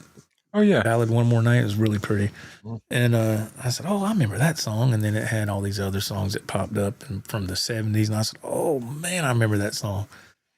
And I was like, wow, I'm getting old. Man. Tommy Aldridge. Another drummer. Oh, yeah. Yeah, he's awesome. Mm-hmm. He's one of those drummers for hire. He's played with all the best people. He's played with all. I think he's with Whitesnake, right? I think. Do what? He was with Whitesnake here. Yes. Recently. Yeah, that big, their big 1987 Whitesnake album with Vivian Campbell and all of them. Yeah, he was on there. And I ain't trying to sound cruel or nothing, but even back in the 80s, I was like, man, he looks old. I thought the same thing, Joe. And he wasn't. He was just. No, he wasn't. He just looks like that. I don't know if he was out in the sun all the time. I don't know. But we can all be pretty like me, man. We can't. But aside from that, he was an incredible drummer, man. I was like, dang. Mm-hmm. But let's see. Jimmy Z says, I've been checking out some AI vids on mashups. Example, John Denver's Country Roads and 80s hair metal style. Still awesome. The point, great songs are great songs if you still put solid music to them. Dave Orkin says, Stryper was one band I never enjoyed. I always thought Stryper was cool. I remember them when you introduced me to them in high school. Yeah, and it wasn't because of the religious connotation. No. They had some badass songs, man. They had some bad songs. Yeah, I mean, bad as in cool. Yeah, it was early on when I started playing drums. That's what the songs I would practice to. It was Stryper. Yeah. Mm-hmm. Buddy Rich, another great drummer. Oh God, yeah. Scott from New York. Ralph, did you ever see the video on YouTube of Stryper playing live and they lost electricity, so they decided to play with battery guitar amps and stuff, and they sounded great? No, I didn't. No, I ain't seen that. I'll have to check that out. Yeah, that's interesting. Man, that is interesting. Scott from South Carolina. He said, let's write a Little Debbie song, Sweet Little Debbie. Like Sweet Home Alabama? Sweet Little Debbie? Oh, my goodness. Hey, Rod, what's going on? Rod, he says, I saw Ozzy with Brad Gillis after Randy Rhoads passed. Yes, Brad Gillis filled in for the rest of that tour. What? Brad Gillis had to be so stressed, man. He got booed. I'm pretty sure he got booed when he did. Yeah, it's horrible. That was uncalled for. How would that affect your playing when people are booing you? Literally, it's got to affect your playing. You have to really play harder, or it's going to make you play worse. One of the two. Yeah, you have to really have a strong mindset. Mm-hmm. Man, yeah, strong mindset to be able to do that. Chris Cobb, he says, Joe and Ralph, always good to see you guys. Joe, you know you love that Locato wireless you have. Which model do you have? I've been looking at a few of them recently, and to replace my Line 6. I got it right here. It's just this, I don't know what you would call this, what model. This is just the shape and what it looks like. Let's see. Okay, it says WS50. That's what I have. Yes, I'll show it to you. Let me put this pop-out chat down here, and we'll spotlight this. Yeah, this is the WS50. That's what this wireless system is. This one is brown, and my other one, it's the same as this, but it's black. I like that it's shaped like a guitar. You ever thought that? It is, isn't it? I've never paid that no attention. It is, yeah. Mm-hmm. Wow. I just grabbed mine out of my checkered guitar. I'll show you which one I got. Hang on just a second. Let me spotlight you there. There we go. Joyo, yeah. It's not expensive, but it works for me. It's not like I walk 20 feet away from my amplifier or my equipment. I'm right here beside it, but it just keeps the cords from being wrapped around my ankles and stuff. I can't stand that. You stand up, it jerks it out of the guitar, or either it jerks your computer off the table. I wish everything were wireless. Everything. Yeah. Yeah. It's on your Joyo, your wireless, if you look at it, it looks like it's got Batman. The eyes look like Batman. Especially when it's lit up. When it's usually blue when it's lit up. So yeah. Yeah. I bet, man. But it does a good job. They're not expensive just for what I do, you know? I Yeah, think I love them. Joe's are a higher tier than what I have, but Well, they've worked for me. I've got altogether I have three sets. that's my second set I bought. The first set, eventually, one of them wouldn't charge anymore. But this was after years of use. Right. I just went and got another set. Yeah, I get mine from Temu. That's where I get mine from. Let's see here. Let me go down here. Edwin Crane says bands feed off the audience. When a band is having a hard time, I guess loud. I get loud and show them some love. Yes. Yeah, I was sure if they were true fans, they would be able to try to help you get through it. But back then, those people were just flat out mean to Brad Gillis, man. I love going to a concert, and before it even starts, when they're setting the equipment up, doing sound check, and the drums sound like thunder, man. I'm like, God, I would love, just give me 5 minutes behind that kit, playing, or even the guitar. Everything is so loud and incredible, man. God, sounds awesome. Rush. I love that set up. You know, it don't even have to be playing the concert. I'm all about it, man. Yeah, yeah. I would literally sometimes later in my life. This is going to sound crazy. One reason I quit going to shows, well, first of all, because I just didn't want to deal with all the people. But one of the other reasons was I would get jealous because I'm like, I'm supposed to be up there. I'm not supposed to be in the crowd. I understand what you're saying. And I would watch the bands and I'm like, I can do that. I can play that song. I can play all those songs. Maybe not all of them, but a handful. And I was like, damn. And then I would all of a sudden I would feel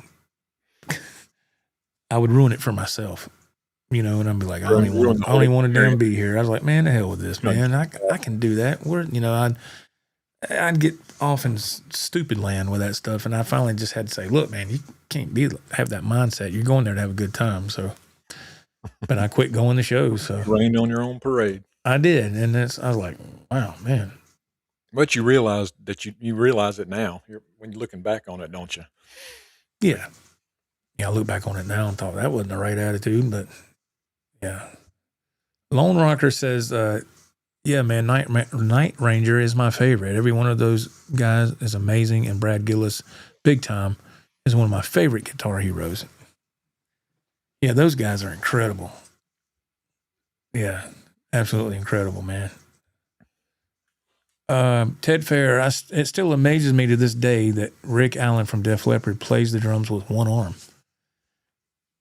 And I used to think that was so baffling to me, but I kind of understand it now. If you can put a lot of drums on different pedals for your feet. I get it now. At the time when it happened, I could not fathom how he was doing any of that, but I understand it now. Yeah, they made all those different foot pedals, which was great because it saved his career. Yeah, and probably saved his life. You know, really. I mean, but that's awesome. Yeah, I remember seeing that years ago, which was fantastic. Let's see. Scott from New York says, I have the DVD of Brad Gillis with Ozzy. Wow, I didn't know there was a DVD out with that. Huh. That's cool. Rex McGee, maybe y'all could get a 3-piece band together and do gigs like my band does. One-nighters. You've got the alto-powered PA speakers to do it. There are professional guitar players in Nashville using Suno to write songs. There you go. Thank you, Mr. McGee, for that. Or with the 3-piece band, one of you sing? Yeah, I mean, like I said, if we could pull off what we wanted, if we could find a singer, and we could do our parts, and the backing tracks could do the rest. That's feasible. That's fine. But to get a full-fledged band, that takes a lot, man, because you're dealing with people's schedules and people's personalities, and you're like, are we going to get along with these people? Or are they, are they hiding anything? Are they, are they on some, something they shouldn't be, or whatever, and you don't know if you can trust them or not. So I'd rather not deal with that. Satch Rules. Hey, Joe, have you ever checked out the intro to Intense Rock 1, Paul Gilbert? Still completely blows my mind. Is that the one where I talked about it? Was it last night? Or I remember having an instructional video with Paul Gilbert, and he goes, give me an L, give me an I. And he goes, what does that spell? Licks. And he starts going off on his Ibanez, purple Ibanez, and playing the hell out of it. If that's what you're talking about, yeah, I bought that. Back then it was VHS. I bought that just to watch him play. Yeah. I didn't learn a damn thing from that because he's like, you do this. And I'm like, I can't pick like that, damn it. So I would just rewind it and watch that intro over and over and over. And I was like, how in the hell is he doing that? And then I get that feeling come over me. I was like, man, I can't do that. Cut this shit off, Oh, man. Let's see. But that I remember seeing that, yeah, if that's the one you're referring to. Satch Rules, Joe was wondering if you ever use a different guitar sound than the one you use usually. No, I have in the past, but not now. I'm happy with my Friedman IR-D. He's taken a lot of time and money to dial in what he likes. Oh, God. I've been through so many effects processors and this and that, and I finally got this Friedman IR-D, and to be fair, it was suggested to me by somebody, and I rolled the dice, and I did look at some videos on YouTube about it, and I was like, that don't sound too bad. And so I'm happy with what I have now. Really, I just have two channels, just dirty and clean. That's it, and then some pedals, and it works for me. But I've not used nothing different as of late, sir. No. AJ Brown, Tesla's singer chose the wrong name. Little Susie should have been Little Debbie's on the up. I love Tesla, man. I've seen them three times. Me and my wife have. Tesla's awesome, man. I love Boy, I Tesla. like them. When I first seen them, they on a good show. When I first seen them, they opened up for Poison back in the day. God, what was that? Was that in 89? I think it was in 89. Yeah. So it was, and they came out and opened, and I was like, who the hell is Tesla? And I didn't know who it was, and they came out and they tore the roof down off that place, man. And let's see. Rod says that my wireless is a Mayfay MS1. It was $85. I'm probably pronouncing that wrong, but Chris Cobb, yeah, wireless guitar is such a convenience. It's a convenient thing for jamming around the house and getting rid of cables. I don't even notice any difference versus the cable. Yeah. I don't either. Yeah. I don't either. No lag, anything. No, yeah, it's yeah, I love it. I love these little wireless systems, man. They're just, it's a game changer for me. And like what Ralph said, I can be standing in this little room, and sooner or later that cable's going to get wrapped around my leg somehow. Yes. And I'm kicking my leg. I'm like, damn, come on, man. I'm like, how does that keep happening? Let's see. As far as let's see, Dave Orkin, you not only have to be the guitar player in the band, you have to be an entertainer as well to be on the stage. Yeah, that's something I'd have to work on. If we were able to get that far, I got to work on something where I can move around. I can't stand to see people stand still. But I ain't got. What am I going to do? Run into the wall? I mean, there ain't no room to move in here, so I don't have no kind of moving game. I don't have no kind of thing to work on. I don't have anywhere to do that. Yeah, I couldn't imagine being on some big stage. I'm like, all right, you can do whatever. I'm like, I can? What the hell? Run to that side and run back. Like, damn. Let's see. Scott from New York, he says, what I love about Def Leppard is they didn't give up on each other at all. They didn't. They've always supported each other. I can say that. And the drummer didn't give up. That was the main thing. That's if anybody would have gave up, it would have been him. Yeah. AJ Brown says there's a literal drummer on YouTube that has one arm that plays a lot of Def Leppard songs, but without the pedals. It's so cool to see him overcome his handicap and do what he does. Wow. There's a drummer, he's got no arms or legs, and he plays the drums. It is, I don't What? get it. It's incredible. It just shows you, it makes me feel like, what am I complaining about? I'm missing a finger. By God, he has no arms or legs, and he's playing the drums, man. Wow. God, yeah. But then again, I think a lot of these people are born like that, so they're, you know what I mean? They grow up learning how to work around it and stuff. So, Yeah. I don't know. Dang. It's amazing what's out there. It's amazing what people can do with the right amount of will and want. There's little 6-year-old kids that play better than any of us. Isn't that crazy, man? Mm-hmm. That drives me nuts. I know. I'm like, are you serious, man? I know. He plays like that, and he's like literally like 10 or something. I'm like, holy crap! Imagine when he gets to be 20. Yeah. I still can't even sweep pick. I can't even do that. So. Mike E says, let's see. Yeah, I had a harmonica player walk out on a session one time. The rest of us jamming looked at each other like, what the heck was that? Dang, he just left. What the heck is that all about? He just said, I'm done, I'm out. That's messed up right there. He could at least finish the session. Man. He wasn't feeling it. Wow, that's messed up. Rex McGee, y'all could be the next power trio. ZZ Top is about the only one left. Oh, yeah. We just need a third. Yeah. Scott from New York, with all the hardships that Def Leppard went through with Steve Clark and his alcoholism and the drummer losing his arm, they stuck with those guys through and through. Yes. Yes. They sure did. Let's see. Like old Vivian Campbell playing with him now, man. He's incredible too. I've always liked him. Mm-hmm. I always loved his work on the Dio Holy Diver album. That was great. Good God, man. Love some Dio. Oh man. And I always remember seeing his instructional video back in the day. I was like, oh my God. And he just, when he had the hair and all that, and he was in white, he just always looked cool. I was like, damn, playing those Kramers, and I think he played the Kramer Night Swans, I think. Anyway, it was just cool. I was like, damn, Vivian's badass, man. But let's see. Chris, playing with other people where I live has been a mixed bag.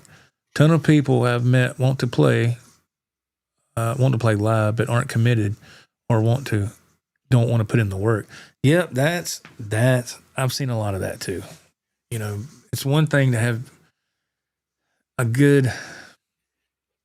have big dreams or whatever, and it's another to say, yeah, I want to do this and that, and actually going through with it. Mm-hmm. You got to put in the work and show up and practice and all that. And a lot of people just don't want to. They've gotten lazy. And it's like, well, okay. Mike E, I'm 40, haven't played live shows since high school. Back then we had nothing but time. Yeah. Something that's hard to come by nowadays, for me anyway. Yep. You can't buy a second of time. That's right. Ted Ferris says Paul Gilbert has a gift for playing non-guitar parts of a song on a guitar. Take, for instance, the song Baby O'Reilly by The Who. Mind-blowing. Let's see here. Go to here. Oh, I remember this guy. Scott says, you know who was a real good guitar player that put out instructional videos at the time? His name was Kurt Mitchell. Yeah, and he would do some really great Van Halen technique VHS videos. I used to see his ads in the guitar magazines all the time. I bought them.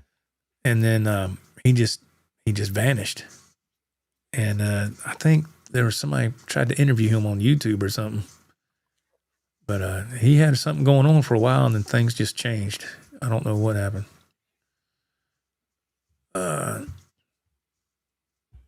Scott from South Carolina, Joe Elliott blew out his voice, but it came back with Pour Some Sugar on Me. Okay. Yeah, you don't want to, a vocalist has to be careful. Yeah, they only got one of those. They can't go out and buy like a Yeah. guitarist. They can go buy another guitar. Yeah, to be careful with that. Let's see. I think we're finally caught up. Wow. Satch Rule says Paul Gilbert is my favorite. Used to be Joe Satriani, but I like Paul's technique, his sound, and his vibrato. I like Paul too. I can listen to him play.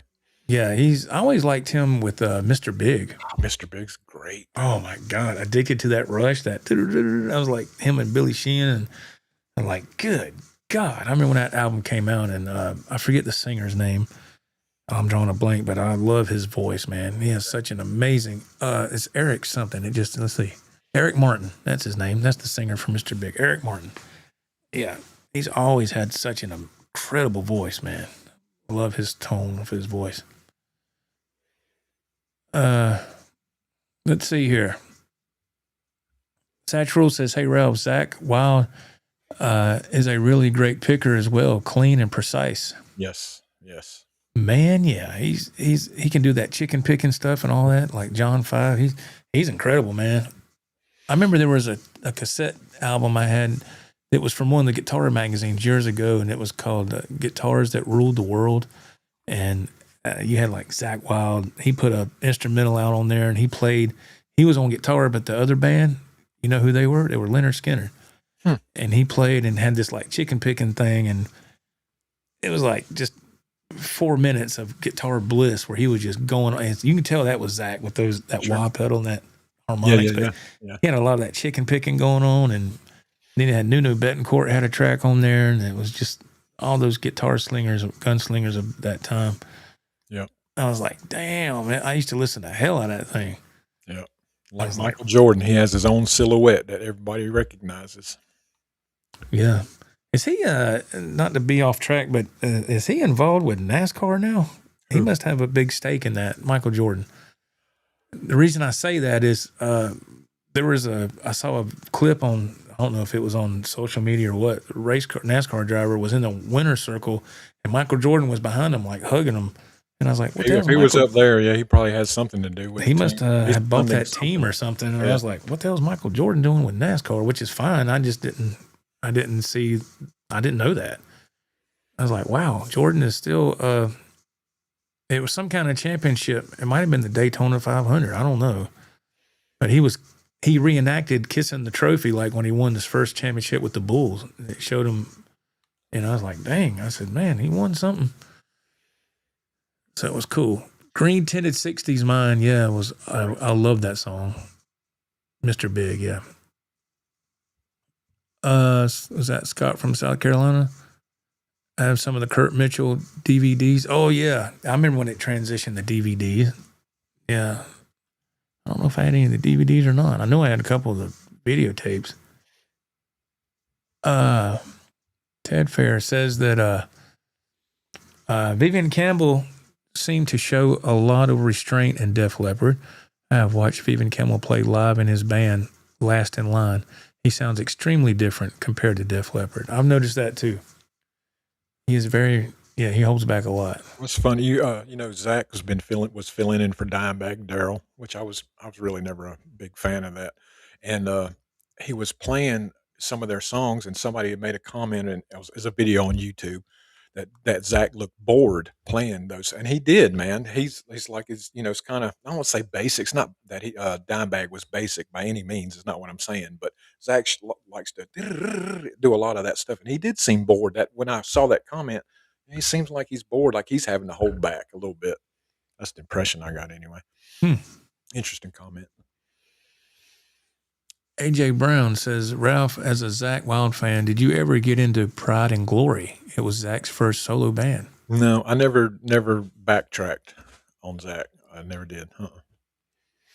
I know Nathan went through a Zach Wild Black Label phase years ago, and Nathan had all those albums, and he made me copies of a couple of the songs, and they were really good.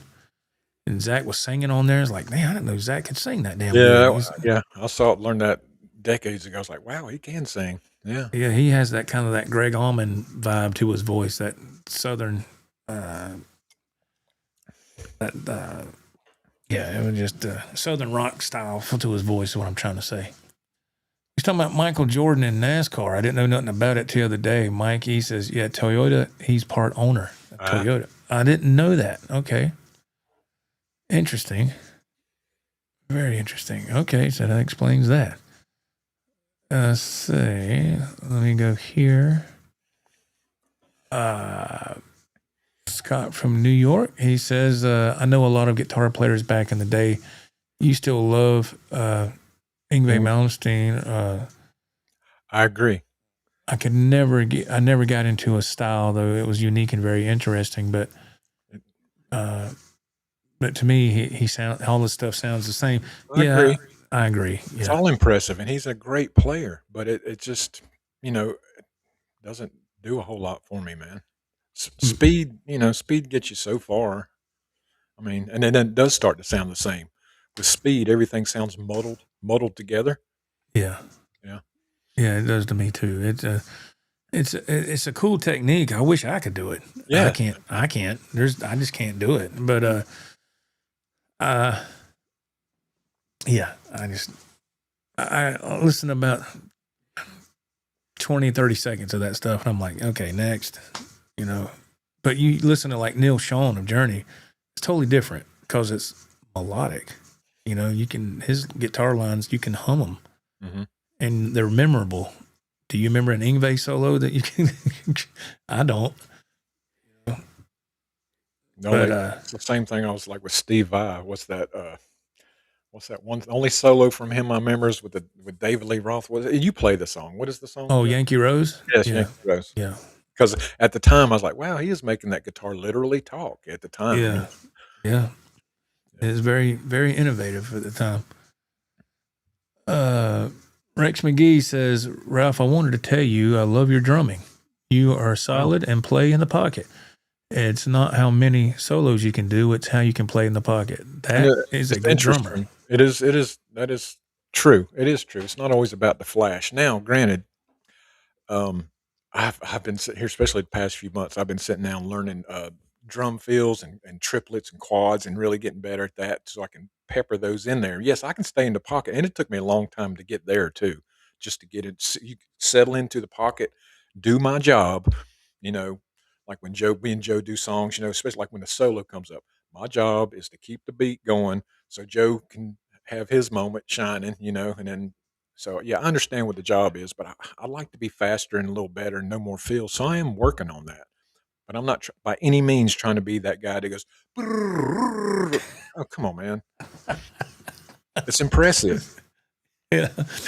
It's impressive. But when I'm over there next time and we're working on a song, we should do a spoof video where I'm like doing a rhythm and behind you're going, you just going off. Let me go off. Okay. And I'm like, come on, Joe. Keep and Val comes out with some little Debbie's. Instead of throwing her bra at us, she throws a little Debbie. Oh, God. Don't say that, man. Oh, Lordy mercy. Okay. Let's see. GRB Aquatics, Toyota and NASCAR. Is somebody driving a Camry? I don't. The body style is a Camry, isn't it? And on some of them cars, I don't know. I don't know. I don't keep up with that. I'm not a NASCAR dude. I'm not either. I'm the wrong person to ask anything about NASCAR. If that's what you watch. I'm just not a sports person in general. Me neither. Never have been. Slam RN. Hello, welcome to the show. Nice to see you. Where have you been?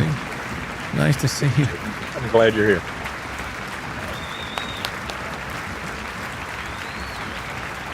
Let's see. Satch Rules.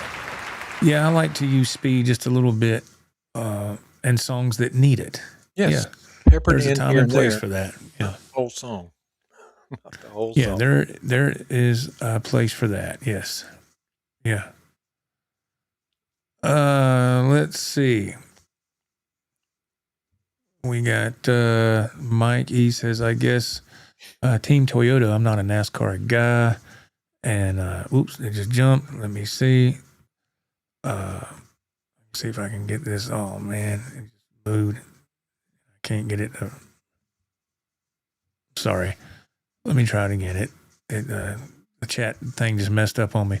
Mikey says, a Team Toyota. I'm not a NASCAR guy, but it was on last weekend when I was at a barbecue.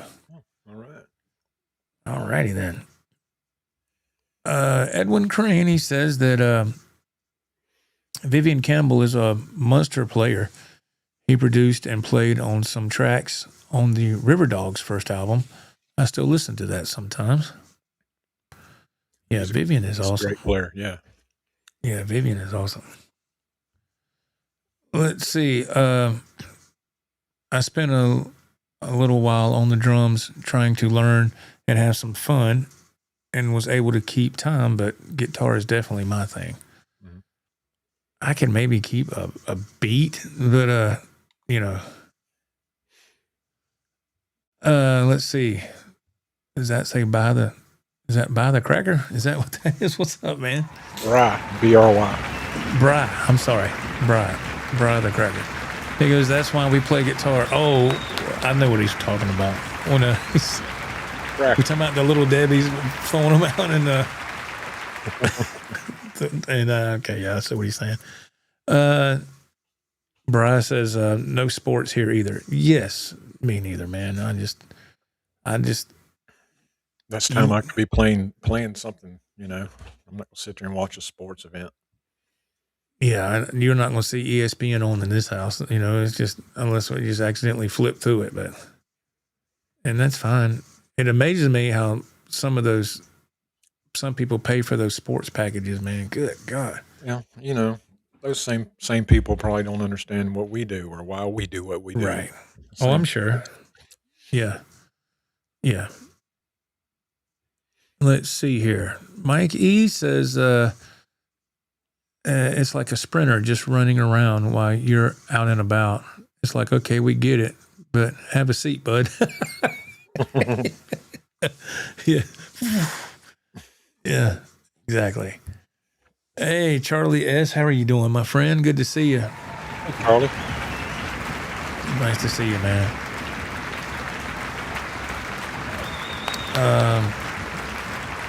I remember this. I'm not a NASCAR person, but I do remember this. Edwin Crane says, I left NASCAR after Dale Sr. passed away in that crash. Yeah. You didn't have to be a sports fan to hear about certain milestones, and that was one right there. Yeah. I remember my dad was a huge Dale Earnhardt fan, and when that happened, my dad said, well, I'm done with racing. And he said, that was my guy right there, and he wasn't lying. He didn't care about it after that at all. Let's see. TRB Aquatic says Randy's Guitar Addict has a connection regularly playing NASCAR events. Okay. That's cool. We got Scott from New York says, yeah, I wish the Vivian Campbell and Def Leppard that he would do more guitar soloing and share the spotlight with Phil Collin. Yeah, they're both incredible, but Vivian, we all know he can go off if he wants to. AJ Brown, I stumbled across a YouTube channel called, is that Metal Cop? Mm-hmm. Yesterday, he talked about 80s players who played custom guitars with fake logos on them after they signed endorsement deals. I could see that. Wow. Man. How about that? Yeah, that's interesting. Bill Frank, hello. He goes, good evening from Detroit Rock City. Hey, Bill. Nice to see you, sir. Well, we pretty much hit our mark, man. We're over 2 hours already. It goes by quick, don't it? It goes by really fast. Everybody has been amazing in this chat. And, man, thank y'all so much for showing up again, even after the 5-hour marathon last night. Y'all still showed up again tonight, and I'm just very humbled and thankful that you would even show up, and participate. Yeah, we ain't nobody. I'm glad you're here. Yeah. Thank you so much. Let me see this right quick. Bry the Cracker. Most of us are into guitar, not sports. It's brain numbing for me to sit and watch activity. I need to be doing something. Yes, I know what you mean, man. Man, I didn't this is ugly, but I didn't honestly, sometimes I didn't enjoy being at my own children's sporting events. I don't know. No, I'm the same way. I'm just, I'd be out at a ball game, it's cold, and man, or you think, man, I could be at home. yeah, I just don't care about sports. I played sports when I was a lot younger. I know Ralph did too, but when I got into music, that's all I was interested in. Sure. Was trying to learn and try to get better. So it's always taken my attention, and which is good because I'd rather be creative than just sit there and watch somebody else be creative. Good point. Just like I was talking about going to shows. I don't go to shows no more because, well, really, I don't have the time. And number two, I'd rather be up there doing that. So I want to get better at my craft, and maybe one day we can play somewhere if the time presents it, the opportunity presents itself, and the time is right. Maybe we'll play in Detroit Rock City. Detroit Rock City. But yeah, so anyway, everybody, thank you so much for being here. Check the description below the video if you want to check out my album. Check that out. Any merch, check that out. My new album is called Survivor. If you want to look at any of that. Like I said, I use Suno to help me with those songs and everything. I wrote all the lyrics, wrote the guitar parts, all that stuff. AI supplied the vocals, the vocal talents, if you will. So it's always fun to do. And there's all kind of stuff. There's plenty of videos on this channel. If you're a member of the channel, there's member content on here. I need to do another member content video. I haven't done one in a while. But tonight, I'm just freaking tired after doing that 5-hour marathon last night. Yeah. And then I ran around the day, it's a big truck going by. I was like, what is that in my head? I heard it in my headphones. Freaking truck going down the road here. Joe got gas? What's going on over there? Not that kind. But, and I just said, well, I went to the music shop today and done all that. And I got home and it's just been nonstop. And I'm tired. How about the guitar shop moving to a new location? We didn't even talk. We can talk about that next time. Yeah, they're moving. Yeah, I talked about that last night too. But yeah, and Ralph and I have already got the green light to go and film there, and around the 1st of May, which will be great because I'll be on vacation that week. So stuff's starting to line up on its own, and that's what you want. Things coming up, we do. So please stick around for guitar store reviews and some other stuff we got going on. Yes, absolutely. Yeah, we got some stuff happening. Well, Ralph, anything else you need to add? No.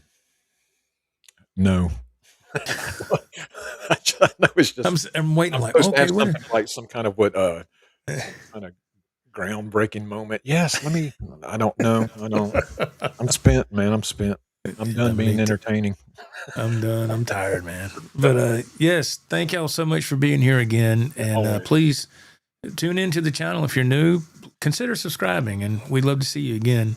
Absolutely. And everybody take care of yourself and be safe. And I'm Joe. I'm Ralph. And we will see you next time around. See ya. Take care.